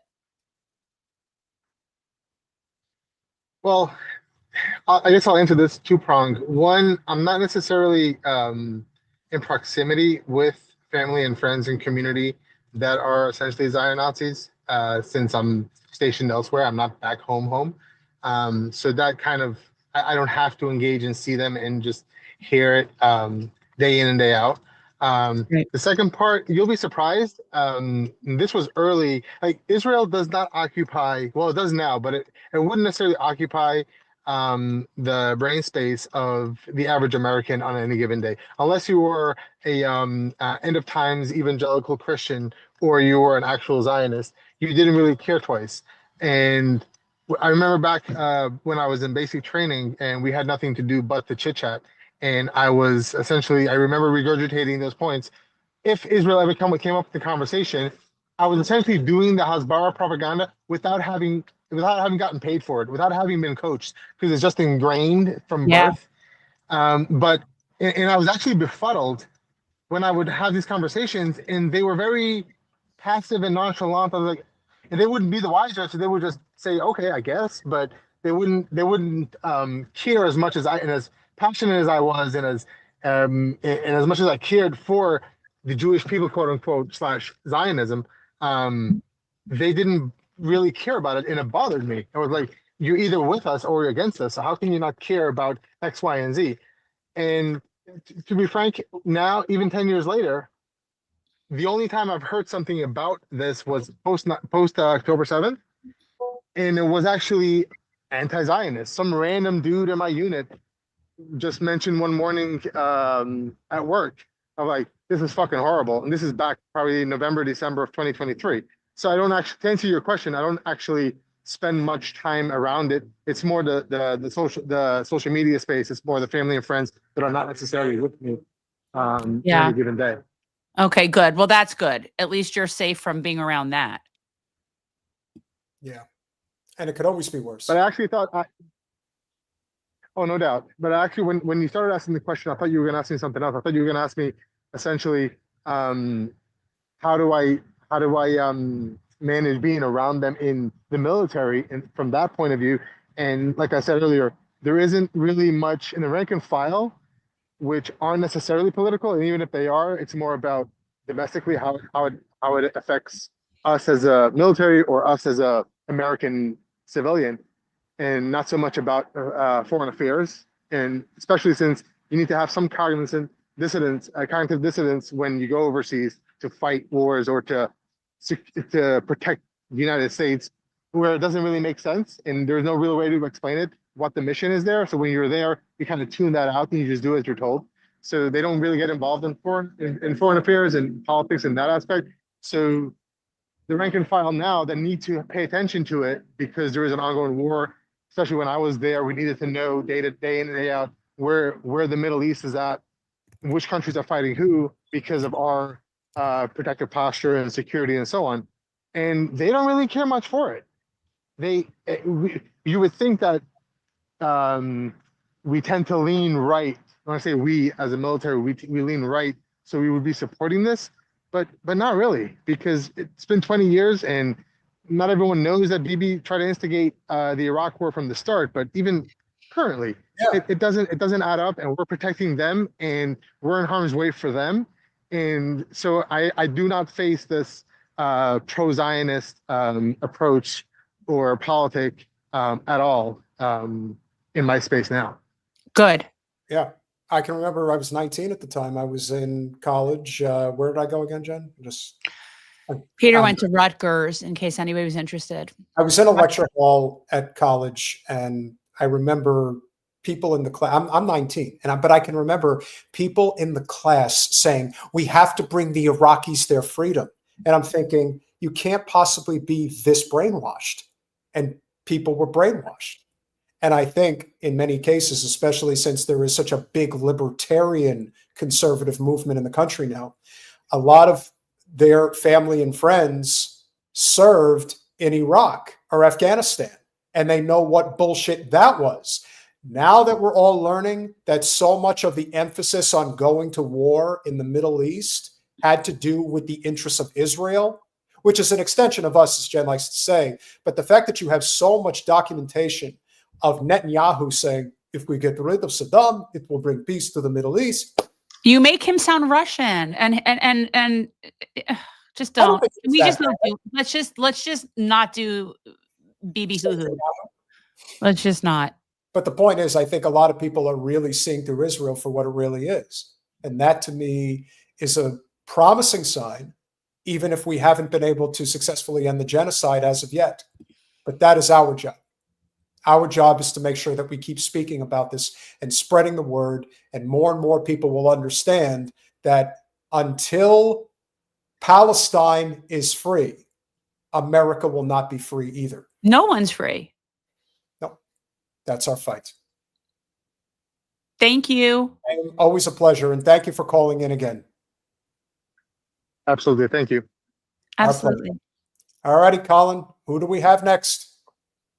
That's all we have right now. Fine by me. Okay. We did it for almost 30 minutes. We have stuff to talk about. We don't need you all people to come on here and tell us what to talk I do about. appreciate you guys calling, though. And absolutely. I'm just joking. I am joking. And one more time, if you're so inclined, remember, patreon.com/revolutionary change. For as little as $5 a month, you could become a supporter of our small but mighty and growing channel as we close in on 50,000 subscribers. And we've had some additional super chats that have come in since we last spoke. Jamie, of course, with the $2. Thank you very much for your call, as well as I'm angry. I've been angry. What the F? We definitely agree. And of course, thanks for calling in too. Yes. And April 55. Thank you so much for the $4.99 super sticker. Super sticker. We really appreciate you being here. And so again, for any and all of you that are here, if you are so inclined to support our channel, we really do appreciate it. We are growing steadily. I think we're going to be okay. I think we've got a nice little thing going here. On Saturday night, I will be doing my solo show. I may have a guest join for commentary. We'll see how that goes. But we obviously have a number of additional stories that we are going to get to this evening. One in particular that I think, yes, that's me. That's the Saturday night pontificating with Peter. Yes, if you guys are willing to come on board and join in on the fun, we certainly would appreciate it. It's a good graphic. Jen's pretty handy with the graphics. I do okay. I got to use my graphic skills occasionally. They get rusty. They get rusty. Well, yeah. I mean, you never want to. It's like riding a bike. You got to practice every once in a while. Got to make sure you still got it. So that said, thank you guys as always for your amazing support. And do my eyes deceive me? No, because Chip always comes in. $5 for the 50K. We're working on it. We're trying to get there. Right now, we are sitting at. Maybe they'll send us, because they'll feel sorry that by the time we get to 100, I'll be dead. Maybe they'll send us half of the plaque for 50K. 47,759 subscribers. If you guys have not subscribed, if you're new here, we hope you're enjoying it. Oh, and that's free. Like, really, if you're here hanging out, you like it. If you didn't, you wouldn't be here. Even if you're hate listening, subscribe. It's free. S. Kolachuk with the 2 Canadian A. Israel should be kicked out of the UN. Yes, they should. If only the UN wasn't so powerless, that would be great. Well, apparently they are. We have no law anymore. Denise Columbia with the $2. Jen, do you have I do, and I'm trying to deal with. It's hard because my paraphernalia cleaner bullpacker has gone back home and is no longer staying in the house with me. And so I have to deal with my own bull packing, and I am not a good bull packer. You know that Snoop has a full-time roller on his staff that I think he pays really well. I mean, like, she makes good money, and her full-time job is just rolling his dubs. Now that's trickle down economics stuff. That's a beautiful thing. And honestly, and let me tell you, as somebody who really appreciates clean paraphernalia in a nicely ground and packed bowl, but I'm too lazy to do it for myself, I would absolutely understand having somebody on staff as that person. Rachel, I do have that person, but she's not here now. Well, we got to make a little extra money, and then we'll make that happen. Donate, chip in this evening, guys, to the Gen Cannabis Fund. No, nothing from here is for that. Everything here is separate and goes to our little business venture and not my cannabis usage. Speaking of business venture that's growing, Rachel, thank you so much for becoming a YouTube member. We really appreciate you being here. And Ronwell Nogales, good to see you, my friend. I predict J.D. Vance would pick Marco Rubio as his VP when he eventually runs for president. That is because J.D. Vance is owned by Peter Thiel and the corporate establishment. That's why I need Massey to run with Rand Paul as his VP. I don't think that's going to happen, but I do think there is a chance that Massey is going to run in 28. I do think that is very possible. I definitely could see Vance picking Rubio. I could see that. That's like a little match made in hell situation.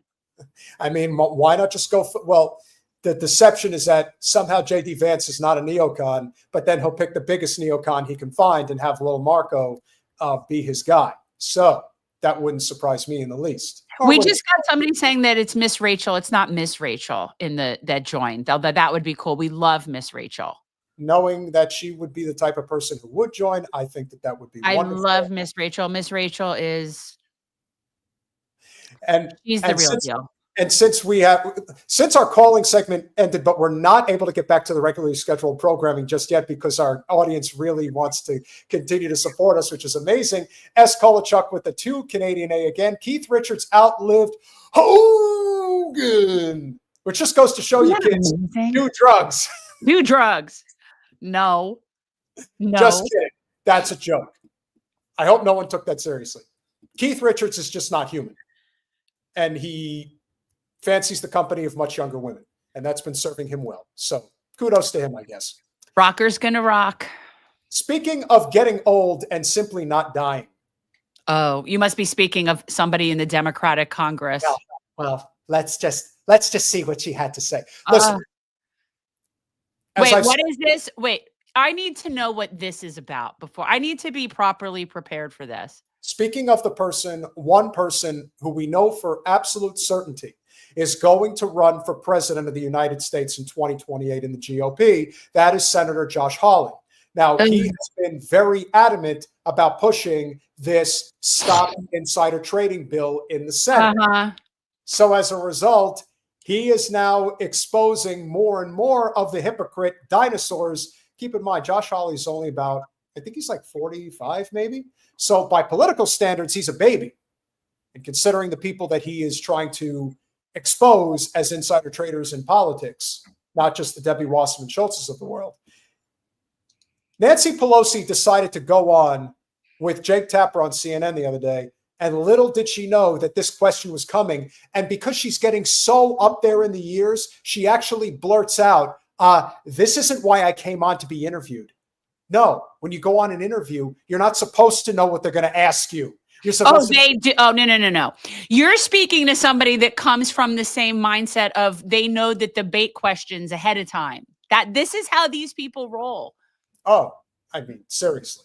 All right. So this is what Pelosi had to say. Let me just read what he said. I'm sorry that we had some sort of technical issue. Nancy Pelosi became rich. Why do you have to read that? We're here to talk about the 60th anniversary of Medicaid. That's what we have to talk about the 60th anniversary of Medicaid because Medicaid is being completely decimated, Jen. Or haven't you noticed?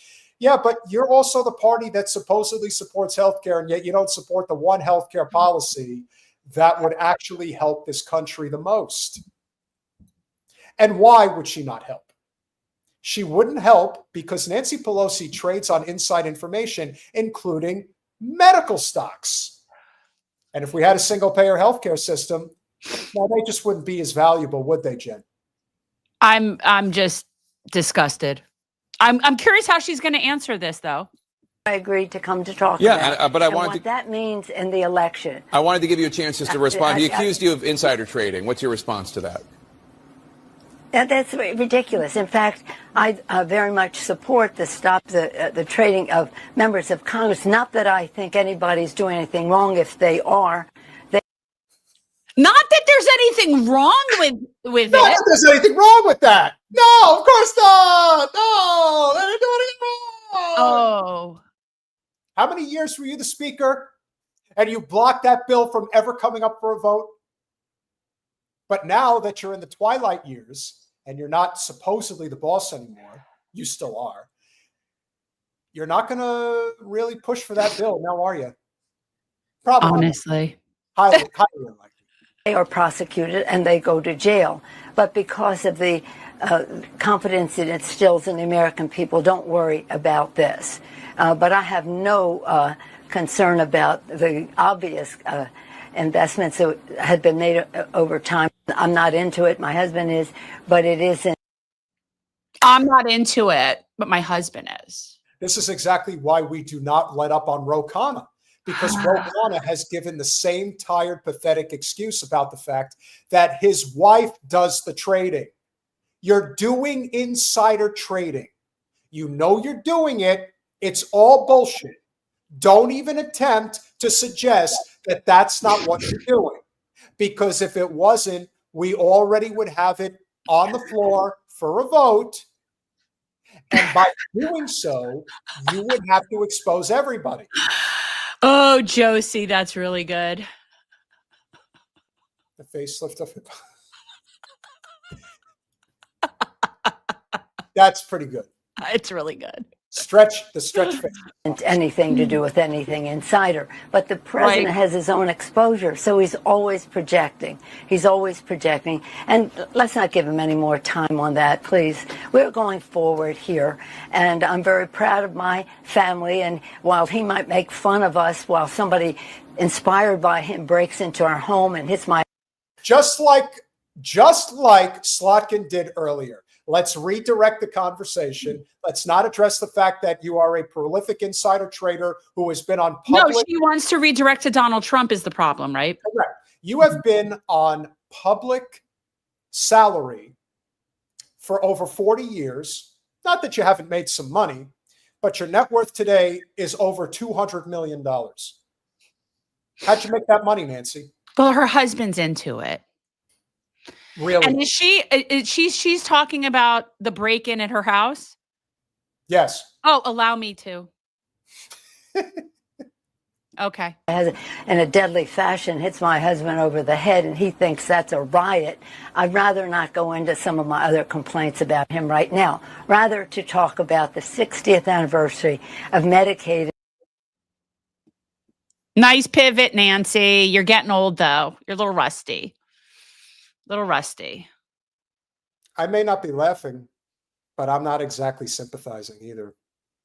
But if you thought Pelosi was bad, oh boy, just remember, we live in Florida, so this one should come as no surprise. What are we looking at? We're going to attack people because they make money is wrong. You have to prepare me for that. That wasn't on the list of stuff we're talking about. So this idea that we're going to attack people because they make money is wrong. You have to stop talking and listen, lady. This idea that we're going to attack people because on the TV without any warning whatsoever. I didn't even know that was on our to-do list. I am not prepared. I am not high enough for this. So this idea that we're going to attack people because they make money is wrong. Is absolutely wrong. We should cherish all of our different backgrounds. Every one of us has a different background. I've got a business background. A business that involves killing people for the sake of profit through blood money. He's so repulsive. He's a very, very repulsive and scary individual. He is a psychopath. And let me tell you what psychopathic money buys you when you do Medicare fraud. It buys you a $25 million mansion on the Gulf Coast in Naples, Florida. And you know what that eventually gets you?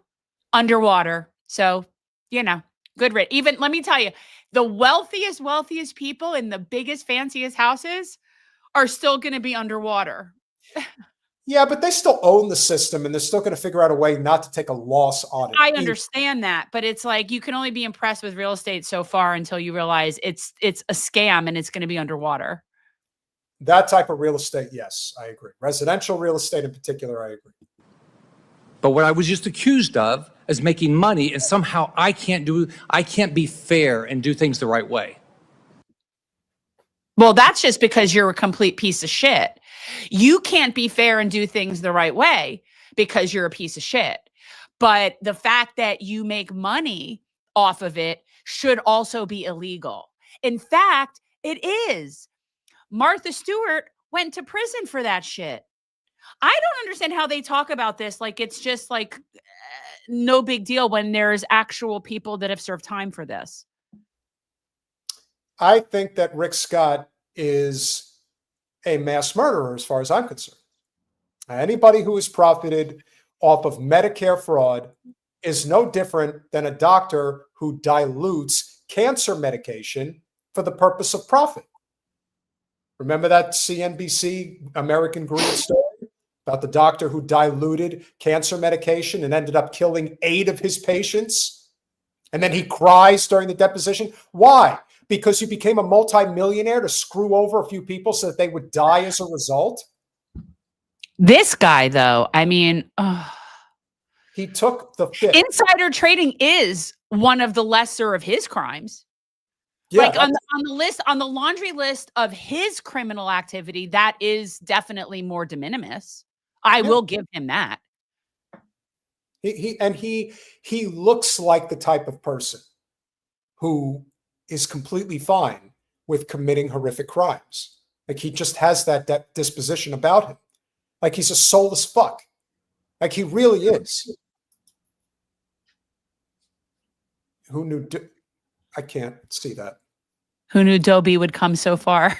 Well, I don't know what that reference is. The house elf from Harry Potter. Oh. Yeah, no, he's Voldemort. Yeah, no, he is Voldemort. He's disgusting. He is horrifying to me. See if he has anything else to say. I don't. So I think it's disgusting what is going on here. Oh, it's disgusting. It's disgusting that one of your own Senate colleagues is saying we need to stop doing insider trading. It's not like you're yelling at a Democrat. You're yelling at a Republican who is a lot more popular than you are. But the problem, guys, is that Rick Scott is an institution. And anytime you are an elected official in a major state, Florida, New York, California, Texas, you're not running against Rick Scott. You're running against all of the corporate business interests of the state of Florida. And that's what he represents. No matter how terrible of a human being he is, and he's he's disgusting. But much like DeSantis look like DeSantis is preferable. That's why what people don't understand, like, DeSantis is nothing great. And he's definitely not my pick. I think he's, it's not anybody I like. But we have a very low bar here in Florida. So when you're coming in following Voldemort, you're looking good by comparison. People need to understand that. It's also not going to be surprising if DeSantis's wife, Casey, does run for governor and wins. Because remember, in the state of Florida, you just need to win the primary. That's it. The only good thing that I can honestly say, well, that sounds about right. The only thing that I could say that I would really look forward to in the state of Florida in terms of electoral politics is if Clint Russell does challenge Randy Fine for that congressional seat. That's about it. I see you have something there from Trump. Do we need to subject ourselves to this? No, because we already covered it. He's just... Yeah, he's given away the game is basically what he's doing. Let Trump continue to hang himself because in the end, it's going to break the system. And that's what we're trying to do. More than anything else, more than anything else. That is our goal. We have a very important story that we have to cover this evening. Wait, let's just answer. Yes, we did. Clint Russell is contemplating challenging Randy Fine in the Republican primary. Yeah. And we just had him on fairly recently, so we talked about that. Colin, if you could, please cue up the story regarding this horrific assassination that took place in Gaza on film, no less. Apparently in Israel, you can commit murder, but it's really Palestine, but it's we should just call it occupied territory known as Israel. That this actually happened. Israeli settler accused of killing. There is no accused. You know, the one thing, love Al Jazeera, they do a great job, but there is no accused here. This guy did it on camera. Yes, but he has not been convicted. So as a publication, you can't print anything other than this. Always good. We have definitely gained an international audience. There's no because they know I want to be with them. They know those are really my people over there. Well, they have Thank you. They have healthcare, among other things. They have a whole different concept of collective life. Yeah, they just care. They may not care about each other, but they care enough to maintain a system that actually makes sure that everyone is taken care of. That's all. It's pretty simple. Israeli settler accused of killing Palestinian activist out on house arrest. Boy, that was fast. Palestinian Auda Hathlin. Oh, he got released faster than Chris Smalls. Indeed. Was from Masafer Yatta, a community whose resistance to Israel settler violence was documented in the Oscar-winning film No Other Land. And that's him. A court in Israel has released to house arrest an Israeli settler accused of fatally shooting a Palestinian activist in the occupied West Bank. The suspect, identified as Yinon Levy, was placed under house arrest on Tuesday after a magistrate court in Jerusalem declined to keep him in custody. You want to talk about a kangaroo court system. Israeli newspaper Haaretz reported that Levy faces charges of manslaughter and unlawful. He is going to, if he goes to prison, he'll be in there for a weekend. Is basically. Well, yes, but again, you're talking about a society that doesn't consider Palestinians human. Yeah. Right. I would suggest that we would give stricter punishment for people killing wildlife out of order in an unprotected place. You know what I mean? Or in a protected area, then he's going to do time for. So this man, who is apparently going to be charged with manslaughter and unlawful use of a firearm in connection with the killing of 31-year-old Palestinian activist and English teacher, Awada Hathlin, who was shot dead on Monday night in the village of al-Kir, south of Hebron. Hathlin was well known for his activism, including helping the creators of the Oscar-winning film No Other Land, which documents Israeli settler and soldier attacks on the Palestinian community of Masafer Yatta. Footage published by Israeli human rights group, how do you say that, Jen? B'Tselem, appears to show Levy opening fire on Hathlin during a confrontation in the village. Let me tell you, they're so tough. They're so tough when they have a gun and the other person doesn't. But when the other person has a gun too, then we'll see how tough they really are. That's what we never see. Much like going after women and children. They go after people that can't defend themselves. That's why they're the worst. And they are worse than Nazis. Despite the visual evidence and prior sanctions imposed on Levy. So apparently this guy Levy has like a history of this, of this shit. Yes, he actually already has something violent. He already has a violent record. By both the European Union and the U.S. over past attacks on Palestinians, Israeli authorities released him to house arrest. U.S. President Trump removed the penalties against Levy and other settlers accused of extremist violence after assuming office in January. So these were people that were under sanction by the United States that he lifted. So, of course, a guy like Levy is going to think he's bulletproof and that he could just go right back to what he was doing. Well, he can. Okay. He did. Let's scroll down a little further, Colin. Okay, so that's Levy on the left. Now scroll up. Hold on. That's him. Yeah, he's happy. He's going to be he's a celebrity. Oh, he's a celebrity. In Tel Aviv, they'll probably throw rose petals at his feet when he walks by. Good. Let them build monuments to him in their crumbling city. It can't crumble fast enough. Okay, keep going. After killing Oda, Yinon pointed at his family and instructed soldiers to arrest 4 of them. And so Israeli journalist Yuval Abraham, one of the co-directors of No Other Land, said that while Yinon was released on house arrest, Hathleen's family were arrested. Could you even explain that? The family of the person. So basically, after killing him, he pointed at the family and instructed the soldiers to arrest 4 of them. Yeah, because that makes killed him and then arrested his family. That makes sense. And they are still jailed. Still jailed while he was released for house arrest. A system which punishes the victims who are under military law. No, actually, they're under apartheid.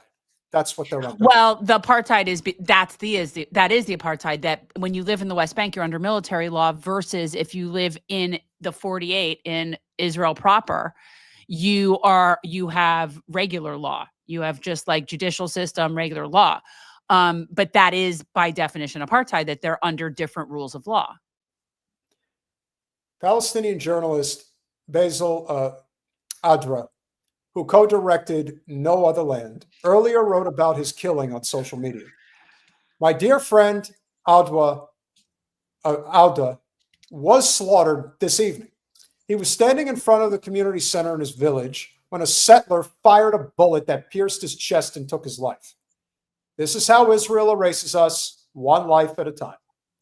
Co-director Abraham described Hathleen as a remarkable activist who helped us film No Other Land and Masafer Yatta. Abraham also posted a video of the incident and said that the residents identified Yinon Levy, sanctioned by the EU and US, as the shooter. This is him in the video firing like crazy. Colin, if you want to cue it up.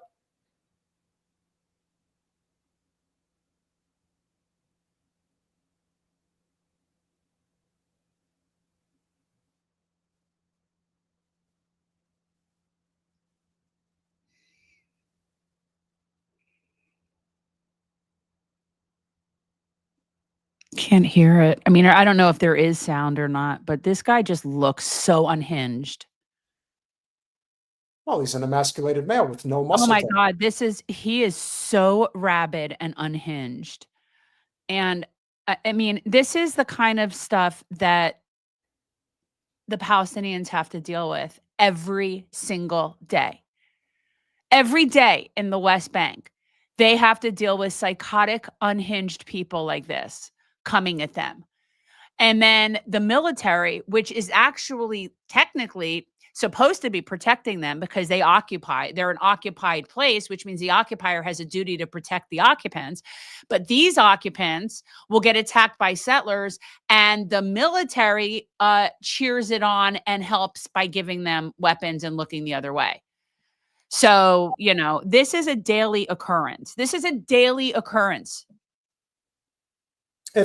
for these people, that they have to deal with rabid psychos. And nothing's I am telling you, these people have to be put down at some point. They cannot coexist on the planet with the rest of us. They are incapable of coexisting on this planet with us. They just are.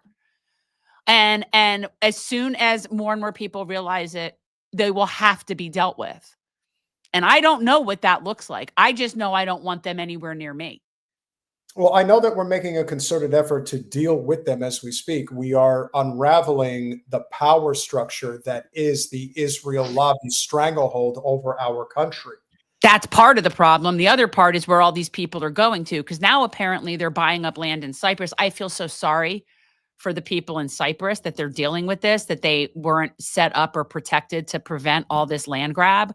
So it's like, I think a lot of the Zios are going to just relocate on that island, which is horrible for those people. But in all seriousness, I don't know what's going to happen with them. They cannot exist with us. It's not just that. You know, we seldom obviously want to have to bring up Trump, but I think that this is very relevant here as to why we don't see any change and why we keep trying to emphasize to everyone that Trump is compromised. Well, it turns out that another country from the West, along with France, has now joined them. French-Canadian influence, I'm sure, notwithstanding. Canada will join in support and recognition of the state of Palestine in September. And so this is Trump earlier today. Wow, Canada has just announced that it is backing statehood for Palestine. That will make it very hard for us to make a trade deal with them. Oh, Canada. He's a clown. And he's a compromised clown. It's just so absurd. And also, by the way, let's not give too much credit to whatever his name is, Carney, Canada, or Starmer in the UK, or any of these frigging talking tools of capital that are now coming out and saying, oh, we will recognize the state of Palestine. But they're giving it a timeline, because if the Zio state doesn't stop the starvation campaign. So if they decide to recognize the ridiculous pittance of quote unquote aid going in and say, oh, I guess they're abiding, then they don't really have to recognize the state of Palestine anyway. So all of these bullshit contingent theatrics of them saying that while simultaneously funding Holocaust, again, it's like what was going on with Slotkin. You do not get to fund a genocide and then turn around and make some sort of lip service and theatrical nod to doing the right thing on top of the Holocaust you just participated in. It just doesn't work. It doesn't work. Now, his response is per usual moronic, because he has no concept of any of this. I wonder if it's like amazing to me that he went to business school, because it's like there's some basic macroeconomics. I totally went to the Wharton School of Business, and that's the greatest business school in the history of mankind. That's what's been told. I'm fascinated. It never ceases to amaze me, his complete lack of understanding of economics at a very basic level. So I find it very interesting. He is just we have a second part here to this story, which I think is very relevant because of the whole connection with these sort of international influences that the Israel lobby has. So meet the pro-Israel lawyers hounding the NHS. Why would anybody be hounding the NHS? Because for many, many years, there has been an attempt to privatize the NHS. That's what the Tories have been doing. Can we just, for shits and giggles, just say that we're talking about what's NHS is the National Health Service in the UK. In the UK. Okay, Peter, you have to, first of all, there are people that are listening that aren't watching, first of all. And second of all, give a modicum of background is helpful. I apologize for not acknowledging. Because we're just totally switching subjects. So yes, we are now talking about the National Health Service in the UK. Jen, are you going to give me a paddling as a result? I just don't want people to not know what you're talking about. I understand, and you're right. So earlier this year, an NHS trust in London banned staff from wearing badges in solidarity with Palestine. What the fuck does that have to do with the NHS? Well, it's the same thing as people not being allowed to wear like the watermelon pins. The flight attendant, the guy that grabbed the pin of the flight attendant, it's like, I'm taking that pin. That's the other, the other thing about the Zios, Jen, which I find so interesting, and obviously in Israel, they're even worse. That you never thought thin skin could be so thin? No.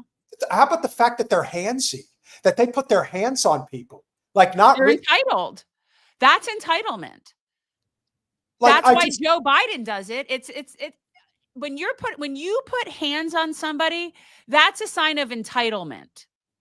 Oh yeah. But Biden would put his hands on people in a very creepy way. Whereas I'm talking about Zionists that try to get physical with people as if to say, oh, I'm above you. Like the Zionists that spit on the Christian Palestinians. It's the same thing. Right. And it's fun and games until they start pulling that shit in some of these other countries and locations. And then they're going to get the find out portion, which does happen to them quite a bit. So yeah, I honestly, I feel sorry for everybody out there in the world that is now going to have to endure the influx of these people. All I would say is if you ever put your hands on me, I mean, I have been in physical altercations with some pretty big guys. We know. You're kicking someone's ass. Honestly, if one of those little bitches that looked like Levy put their I would just have to put them like I'd have to press them over my head and throw them. But if you never notice, people like that, they don't put hands on people that could defend themselves in their mind. They only put hands on people that they feel they could easily manage. So that's the cowardly part of it. Which is also why I think a lot of it is reflective in men who are very emasculated, who feel that they lack a masculine quality to them, and that this is their way of showing it. Like, I'm tough. I can wield a gun. That makes me tough. Well, in this case, the Zio lawyer brigade decided that they're coming after members of the NHS because they wear a pin. Navarra Media revealed that the move came after a group of pro-Israel lawyers pursued the trust, insisting it was breaking the law. How was it breaking the law exactly? This wasn't the first time this particular group had directly influenced policy in British public bodies. In fact, it appears to have an outsized influence on public life in the UK, targeting not only the NHS, but local councils, schools, high-profile creatives, and private citizens. Its name is UK Lawyers for Israel. Ucleafy. So the point of this, which is really interesting, is that apparently they're for sale over in the UK too. Scroll down, Colin, please. Ucleafy is split. That's just sticking now. Like, that's it. That's been determined. Ucleafy is split into two entities: the Ucleafy Charitable Trust, set up in 2016, and Ucleafy Limited, a private company. This sort of dual structure typically allows organizations to comply with UK charity law and receive tax-deductible donations, all while undertaking political activities not usually permitted to charities. The limited company arm of the organization was initially incorporated as an Action for Peace Limited in 2010, but changed its name a few months later. Though its new name was more explicit about the organization's aims, Ucleafy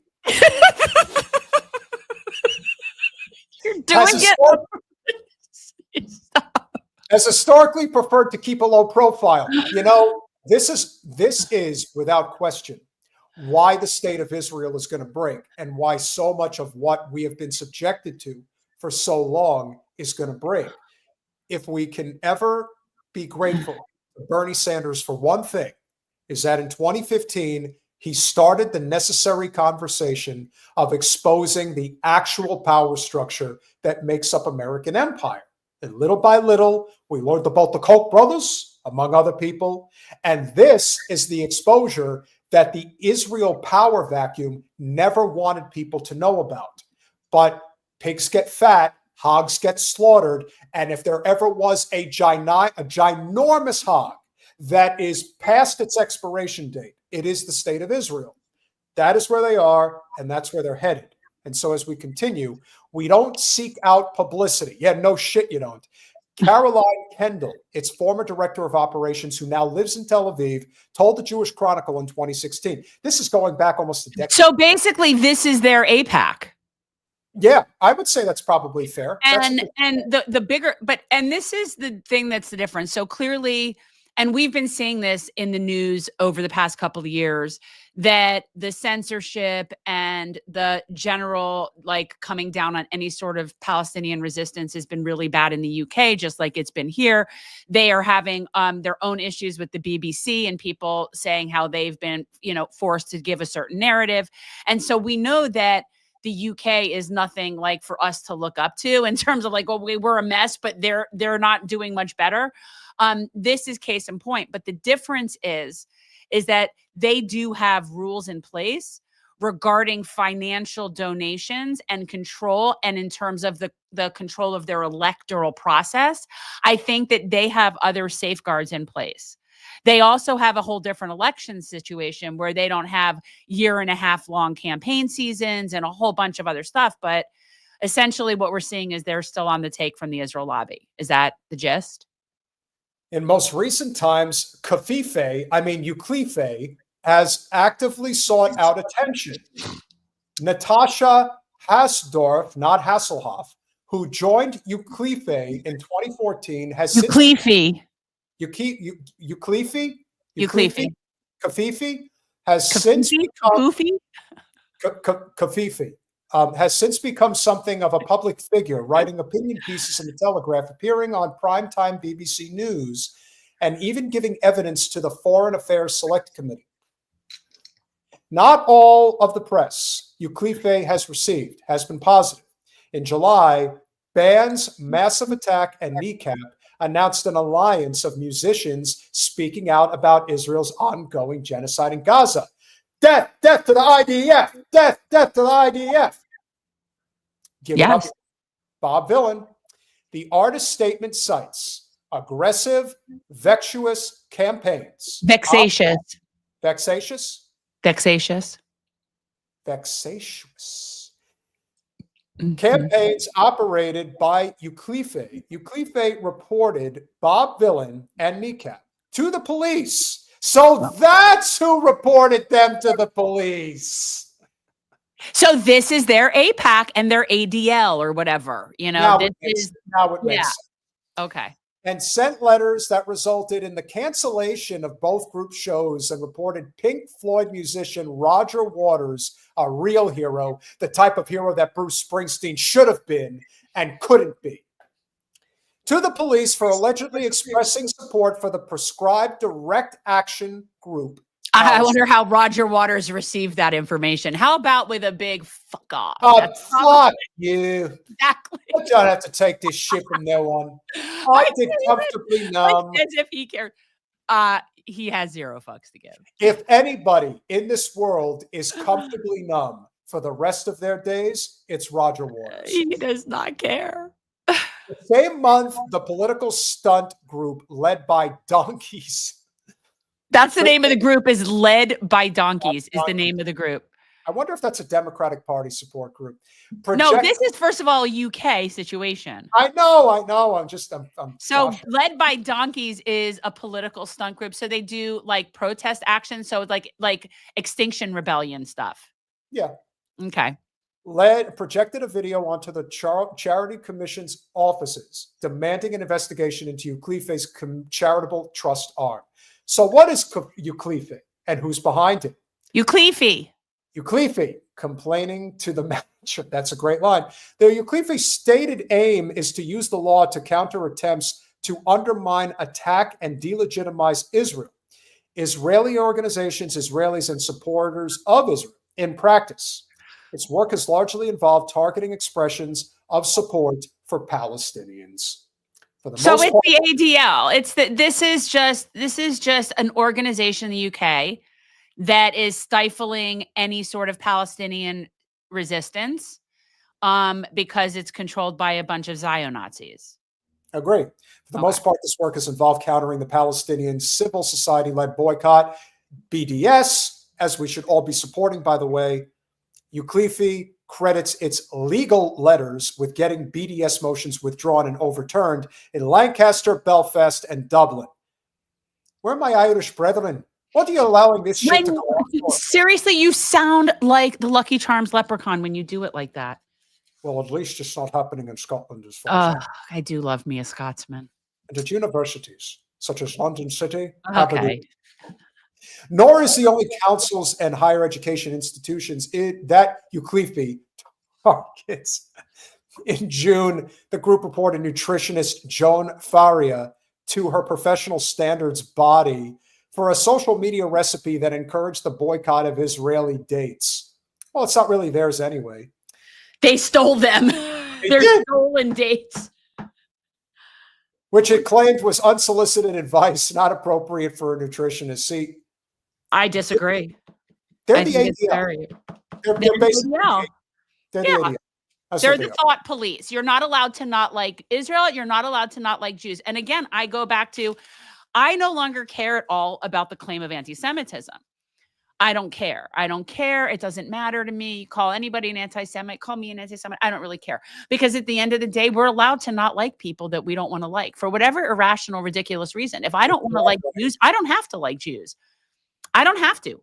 I cannot like them. I can hate them. I could even think horrible things. I can even write horrible things. I could make signs. I could make banners. I could wear a t-shirt that says, I hate Jews. I could, a hat. I could do all of it. I'm so tired of being like the whole anti-Semitism thing. Because even if it's true, so fucking what? What's your point? What is your point? The group also pressured the commission to investigate medical aid for Palestinians in 2018. But Jen, I thought everything started on October 7th, 2023. That's what I was told. Alleging that it spread political propaganda, promoted anti-Semitism. Of course it did. And has wait. They're to investigate medical aid for Palestinians. That must be an NGO there or something. Is that like a UK NGO? Sure. Alleging it spread political propaganda. Okay, so they're going. This is the group that's going after everybody for anti-Semitism in the UK. Medical aid is considered bad. Anything else, Colin? The Charity Commission took no further action. Oh, that's good. Uclefe was undeterred. Undeterred. It reported the charity War on Want to the commission for almost exactly the same reason. So it seems that this is very consistent. If you can So the idea that they would go after an organization called War on Want, right? Like that. What would that be about? What would the War on Want be about? It appears that it's a similar story after similar story. In June of 23, Uclefe successfully lobbied Pearson to withdraw its EdXL English Language International GCSE exam paper because its question about a doctor's experiences of operating on a child at Al-Shifa Hospital in Gaza could have distressed students who are supportive of Israel. Oh my God. So these are the people that police like the standardized testing questions for being like culturally inappropriate because it might hurt somebody Jewish's feelings to know that there is actually a Gaza. That's basically what that is. No, this is Columbia University in a different text. That's all. Columbia is dead as far as I'm concerned. Honestly, I don't know why anybody would ever want to go there again. You just wait until that class action lawsuit against Columbia University comes in. It'll be in the tens of millions, if not hundreds of millions of dollars, as it should be. They've ruined people's careers. You know what I would do? The lawsuits that I would throw at Columbia University, if there is a measurement to what the average career earnings of a person with a graduate's degree from Columbia is able to obtain over the course of their life, let's say it's $15 million, I would sue for each individual student for $15 million that was adversely affected by this. It could be in the billions. Like that's how bad this could get. And it should. I hope so. And I hope it tanks their entire university. Good, as it should. Led by a bunch of Zion-Nazis anyway. It will end. Just rest assured, ladies and gentlemen.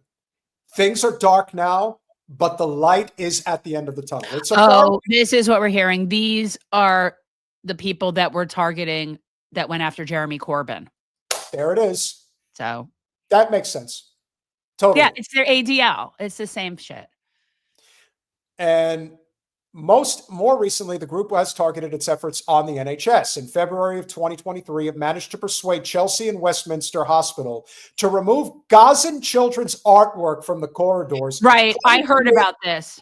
Claiming it made Jewish patients feel vulnerable, harassed, and victimized. Your entire existence is an affront to humanity. I remember that. So I don't know if people are visualizing how absurd that is. Do you understand what they're saying they took down? Yeah. Hospital or art drawn by children in a children's hospital, how they hang it up, like they'll decorate the hallway of the children's wing with the kids who are in that wing, will draw. And they took down art from Palestinian children because it was upsetting to people. Well, you know, when you upset those children starving isn't upsetting, but their artwork is upsetting. No, but when you hurt a Zionist feelings, Jen, you know, you have to kill a bunch of kids as a result because we don't want them feeling uncomfortable. It's disgusting. I'm just saying, you got to take it into consideration. It's important. So now I hate you, Cleefy. All right, continue. The Trust's crusade against the NHS continued this year when it targeted Barts Health, an NHS trust encompassing 5 London hospitals, with several letters. Novara Media revealed that one such letter accused the trust of being criminally liable for allowing staff to wear Free Palestine and watermelon pin badges on their lanyards. I told you that it was a watermelon problem. Barts updated their uniform policy soon afterwards to ban all visible symbols of Palestinian solidarity. 3 NHS staffers are taking Barts Health to court for discrimination. Please do. I don't know what I don't know what the UK laws are regarding like freedom of speech. I don't know to make that comment, but that is not okay. That's not good. Many of the trust's targets are almost comically wholesome. In February of 24, Euclides celebrated the cancellation of a community kite-making workshop, citing claims that the children's event was reminiscent of October 7th paragliders. Euclides also went after a hobby company that makes model railways, arguing that packaging featuring graffiti of the word Gaza could be reminiscent of 7 October. Let's be very clear that even prior to October 7, 23, this organization has been trying to completely erase the existence of Palestinians. That's their job. Their job is to completely erase the existence of Palestinians. Any mention of them, anything having to do with them, they are ethnically cleansing them. That's their job. That's what they're doing. And it has nothing to do with October 7th in particular. You can continue to complain. You can continue to troll. You can do whatever you want. But let me assure you, all of you, you are going to be rounded up like the plague. You will never again control this country and our politics. How do we know who? It's a very general statement. I think you are wrong. You're going to have to be a lot more specific. Who's wrong? What are we wrong about? Who are you talking to? That's what I want the Zionists to understand. I don't care what you do. I don't care where you go. Just get the fuck out of this country. And you're never going to control our politics again. You may control it today. You may control it tomorrow. But the country is waking up to you and they hate you. And they are now understanding how you've been able to control our system. Not just this country, by the way. You're saying it like is this no. The world hates them. That's true. But so goes the United States, so goes a lot of the world. And if the United States breaks free of the Israeli lobby stranglehold, the rest of the world will never have to deal with them again. And so that's the goal. That's our mission. That's why we have this channel, and that's why we will continue to speak this message. More recently, in September of 24, Euclides reported International Criminal Court prosecutor Karim Khan, KC, to the UK's Bar Standards Board for allegedly making false statements about Israeli Prime Minister Netanyahu and former Defense Minister Yoav Gallant when saying he would pursue arrest warrants for them for alleged war crimes. It's the biggest war crime of the 21st century. The lobby group claims that Khan has misled the ICC by failing to provide it with exonerating evidence sent to the... How many dead babies would you like? Is there a number that it has to hit? There is no number that will satisfy them. That's the point. Let's They're finish not out with this subject, with this topic right below. Colin, if you just go a little further. Friends in high places.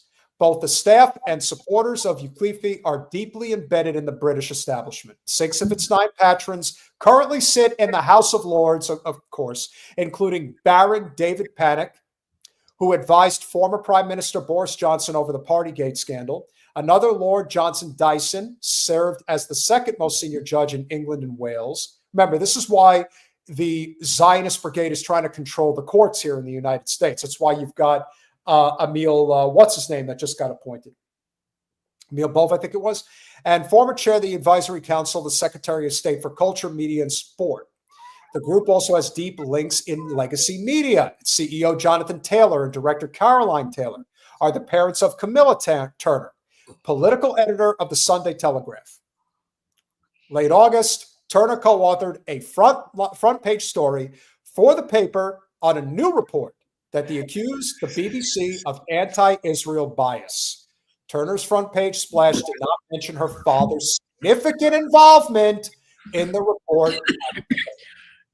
Hasdorf has written 12 times for the Telegraph since November of 2023. And you know what?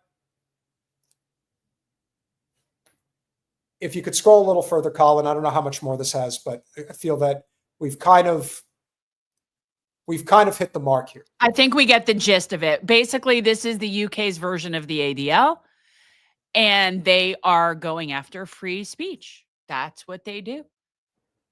And the final sentence I will read. The group has acted explicitly in the interests of the state of Israel, threatening the UK government with legal action over its decision to suspend 8% of its 8% of its arm licenses to Israel. And so what you're seeing here, and what I think the point of this entire story is this: the reason the UK supports Israel in a similar fashion to the way that our country does is because they have a very similar infrastructure that has been built as pro-Israel as it is here. And that's why when people ask, why do the Brits support what's going on in Gaza? They started this whole mess. And that would be having to admit that, could you imagine having to admit that Churchill was a bad guy? They don't want to do that. Well, I mean, they started this mess. They did. I know. And then we very handily took it over from them, very happily took it off their plate. But yeah, this is what's going on. The reckoning is coming, and it can't come soon enough. And if we can help usher it in, we're happy to oblige. Patreon.com/revolutionary change for as little as $5 a month. You can become a supporter of our small but mighty and growing channel. And we have some additional super chatters that have chipped in along the way, which is great. Ronwell, great to see you. Dave Smith needs to convince Massey to run, in my opinion. Listen, it's still way too early. Let's not worry about what we have to live in the present. There's a lot of things going on right now, and Thomas Massey is doing a great job at that, as is Dave Smith. S. Kolochuk with the 2. Oh, wait, I guess I missed that one. I guess that one had slipped, and we already had the Keith Richards one. Chip with the $10 from Salon, Jim Hightower on the 2000 election. Nader only drew 24,000 Democrats to his cause, yet 308,000 Democrats voted for Bush. Yeah. So why don't they talk about that? Because it goes against the duopoly. It goes against the setup, which is why in 2015 and 2016, led by Debbie Wasserman Schultz, the Democratic establishment couldn't make it more obvious that they would rather lose to Donald Trump than win with Bernie Sanders. I think that's an indisputable fact. How about you, Jen? Oh, yeah. No, we know what they prefer. We know that. We know they preferred Trump to Bernie. S. Kolochuk with the 5 Canadian A. Run for the shadows. Run for the shadows. Run for the shadows in these golden years. I don't know what that's referencing. I'm guessing it's a song. I'm not familiar with it. Jen? I mean, it reminds me of Bowie, but Maybe. I don't know. Could be. I mean, when I hear Golden Years, I think Bowie, and I don't know all the lyrics to the song, so it could be that, but. Chip, thank you so much for the $2. Does Mr. Levy remind you of Lurch? No, he was talking about, I think he was talking about that came up when Rick Scott was on there, I think. Maybe. Well, either way. JG 1982, thank you for the $10. Like rabies-filled dogs, what to do with that? Oh, I don't know. This is going to be the serious question. Because I don't want to be near them. No, and the Hague isn't big enough to take them all, but hey, I'll line them up. I don't really care. They won't go where I'm going. That's one of the reasons I'm going where I'm going, is to avoid certain types of people. They're not going to go where I'm going. They're all going to Broward, Palm Beach, and Dade counties. That's whatever. JG with the $5. Thank you so much. Don't insult. What are you doing? I'm sorry. I didn't mean to. I looked at it. Go back. Yeah, I was just looking at that it. was Bowie's Golden Years. All right, sorry. So it was Bowie. Okay. Good call. Don't insult Zionists. Read between the lines. He's laughing. We are reading. We're reading quite a bit. Chip with the $10. Thank you so much again. No group state that has, 1, established itself by force, and 2, maintained itself by force, had 3, survived in a form as imagined by its founders. This is historical imperative. Israel condemned itself. Absolutely. It was never going to last. It was doomed from the beginning. It's based on hate and supremacy, and that can only go for so long. Like, it just doesn't have longevity.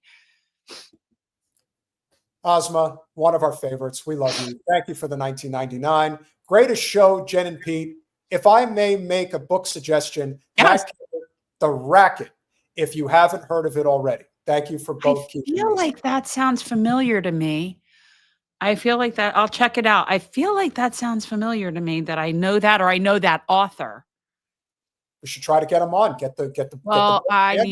Yeah. Ronwell, thank you so much for the $2. I mean, not now, but 2027, once Massey survives. Yes, listen, if Massey successfully wins re-election next November, not this November, next November, if he is reelected, I definitely could see Massey. I could see Massey running regardless if he's reelected or not. He's that much of a powerhouse. Kimmy, thank you so much for the $4.99. Thanks, Kimmy. Love you guys. Love the chat. We love you too. We appreciate you being here. Let's end the evening on a positive note. We have a positive note? We do. We've got one more story to cover, and I think it'll be a good one. Colin, does it involve dinner for me? I'm getting hungry too. Don't kid yourself. Please pull up the Zohran story, Colin. We have a Zohran. Don't mess with the Zohran. So this idea that Zohran is not popular with the Jewish community, let me assure you, he is. Very. Mamdani secures 67% support from Jewish voters aged 18 to 44. I would say this is why when people are talking heads or the people that are coming for him are not just saying that he's anti-Semitic or whatever, that he's bad for Jews, that Jews are worried. This is why it doesn't concern him in any way. He knows his numbers. He knows that the majority of the Jewish people support him. He doesn't need, they can say whatever they're going to say, but they seemingly want to vote for him. He's very calm, cool, and collected. And that's almost a little scary to me. That's very Obama to me. He's very smooth. And we got a Silva supporter in the chat. Bostello Maserati. Okay. We'll agree to disagree. I don't think he's better. I listen, there are some things that Curtis has said that I would agree with. He's definitely more on the libertarian side. And since he's not institutional, I would say he's less of a threat than Adams or Cuomo. The question now, Jen, is the election is August, September, October. It's over 3 months away. It's still a lot of time. Yeah. But you see a scenario where they are going to convince either Cuomo or Adams to drop out. Because remember, in the general, it's actually not ranked choice voting. It's only in the primary. So they're in a pickle. They have to rally behind one candidate. They cannot rally behind 2. That's not possible. I don't think it'll matter. I think as to between Adams and Cuomo, it's 6 of one, half a dozen of the other. That vote will be whoever it is who doesn't want Mamdani. Jen, we have a person here who I believe is a Catholic. I could be wrong, but he wants to know, he thought there were 9 candles on the menorah. Now, apparently there are. Okay, okay, so no, there are there is something that is technically a menorah, which is this, okay? What we call a menorah, or most people, especially like Western Jews, is actually technically called a Hanukkah. And a Hanukkah is what you're talking about, where it's the 8 candles and the one in the middle, 9 total. The 9, the one that's higher up is the shamus, and that's what you use to light the other candles. So you are correct, but that symbol is technically in Judaism is technically a menorah. And I don't know why they would use that, because really for Hanukkah we do use one that's 8. But that's a good catch. So technically it's a Hanukkah. Colin, is there a way that you could blow up the information from Rogue DNC? I just want to read some of the stats from the key findings of this particular poll. I'm not entirely familiar with Zenith Research and Public Progress Solutions, but this was taken just this past week.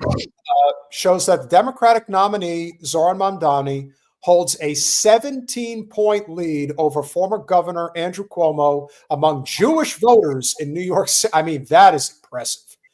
Ahead of the upcoming mayoral race, and 67% support from Jewish New York voters age 18 to 44. What that actually tells you is that Jewish voters over the age of 45 break for Cuomo, but not in a big way. And anyone under the age of 45 break for Zohran in an overwhelming way.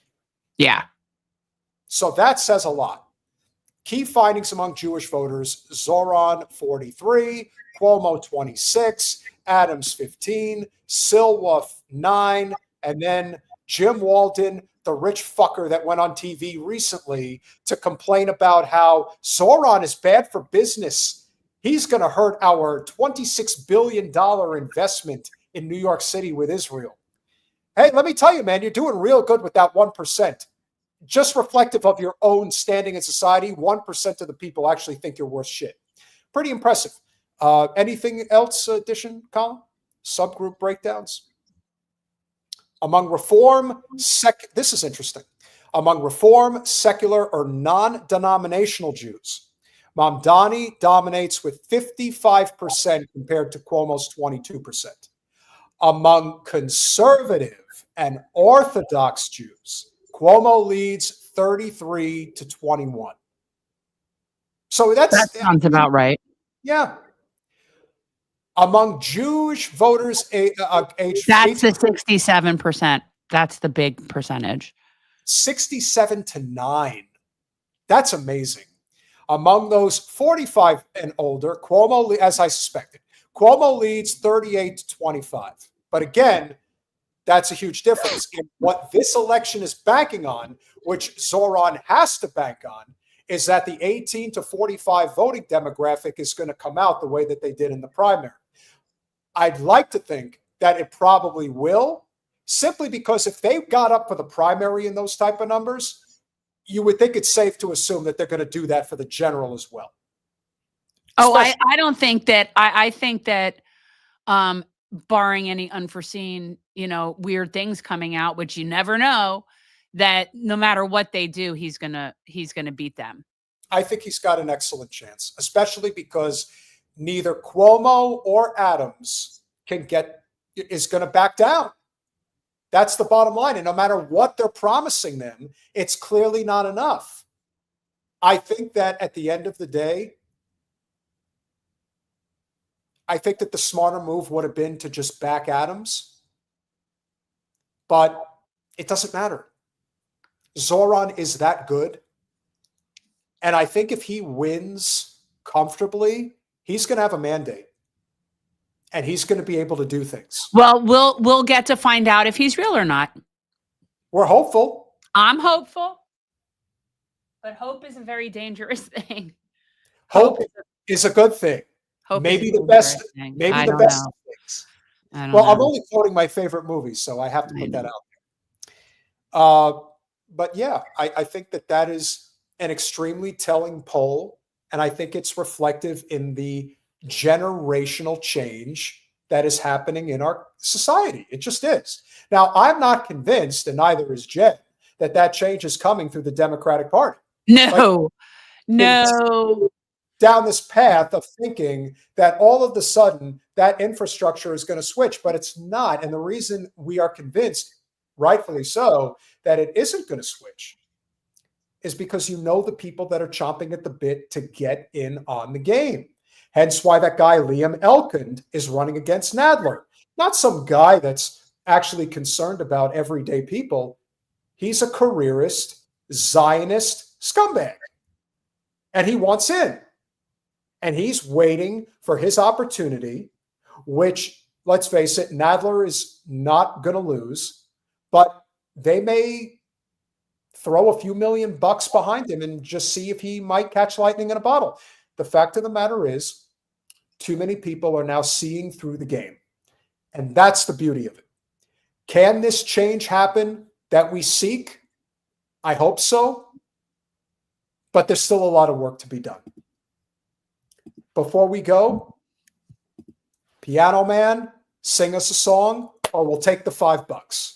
And I don't know if Piano Man knows that my son is a piano man. So I always think of my boy. And my boy loves that, like all of the old stuff.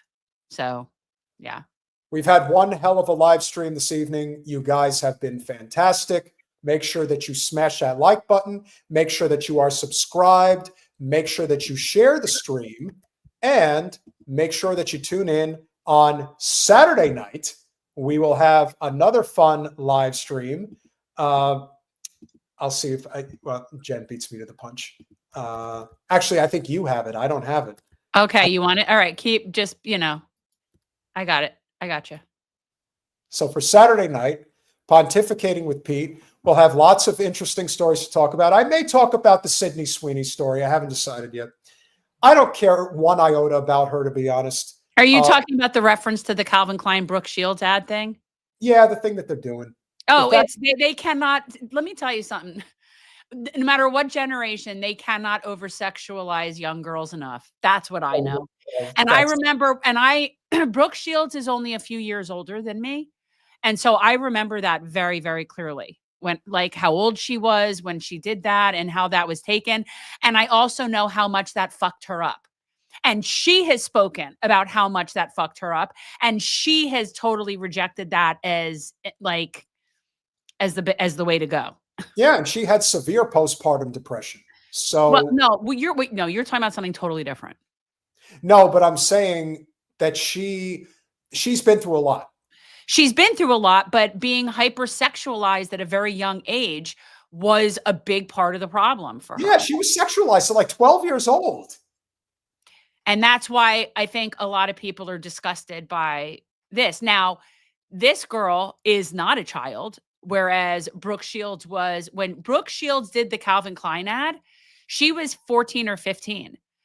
So she wasn't even an adult. And she was slithering around into a tight pair of jeans on screen in a very sexualized fashion. And she was a child.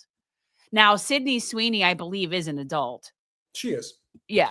But so it's icky, but it's, Yeah, but everybody turned it into like a race thing. And it's like, you got to be fucking kidding me. What race? What does race have to do with it? Because they said she had good genes. They started saying, I had it out with Amy C3. I was like texting with her. I was like, you're saying that this is Nazi shit? Like, what are you talking about? Like this leap to, you want to know who's really benefiting from this? American Eagle. That's who's benefiting. Of course, because it's controversy, gets attention, everyone looks, it's all it sells. It just like Calvin Klein for Brooke Shields. But I don't, the jeans thing is definitely racist and race-based in the sense that when you're putting out the concept of that appearance and that something is good based on your genes. And then you're putting out that is what is beautiful. Like, I get it. And it's definitely from a very supremacist mindset, but I don't think that's the point of it. No. And I think if you were to do it differently, you could have done an ad of a bunch of well-known actresses or just noted people who were of the rainbow, if you will. White woman, black woman, Hispanic woman, Asian woman, and just say that this is beautiful, and then no one could complain. But the fact of the matter is, people are going to figure out a way to complain about everything. Yes, but and you know what? If we didn't live in a completely white supremacist situation of a world, then I would be like, yeah, people really ought to stop complaining so much. But we do. And so it's a problem. And unfortunately, it is in so many things that we don't even realize it. And that's just a fact. That's true. So every time that something's pointed out to me that this could be a race thing, I don't necessarily automatically buy it, but I'll at least give it some thought and think it through as to how has that been contorted based on white supremacy? And I shit you not, more often than it isn't, there's a connection. Smash that like button, share, subscribe, do all those things that we ask you to do. We love you all. We appreciate you all. We'll see you Saturday. I won't, but Pete will. And free Palestine. Have a good night, guys.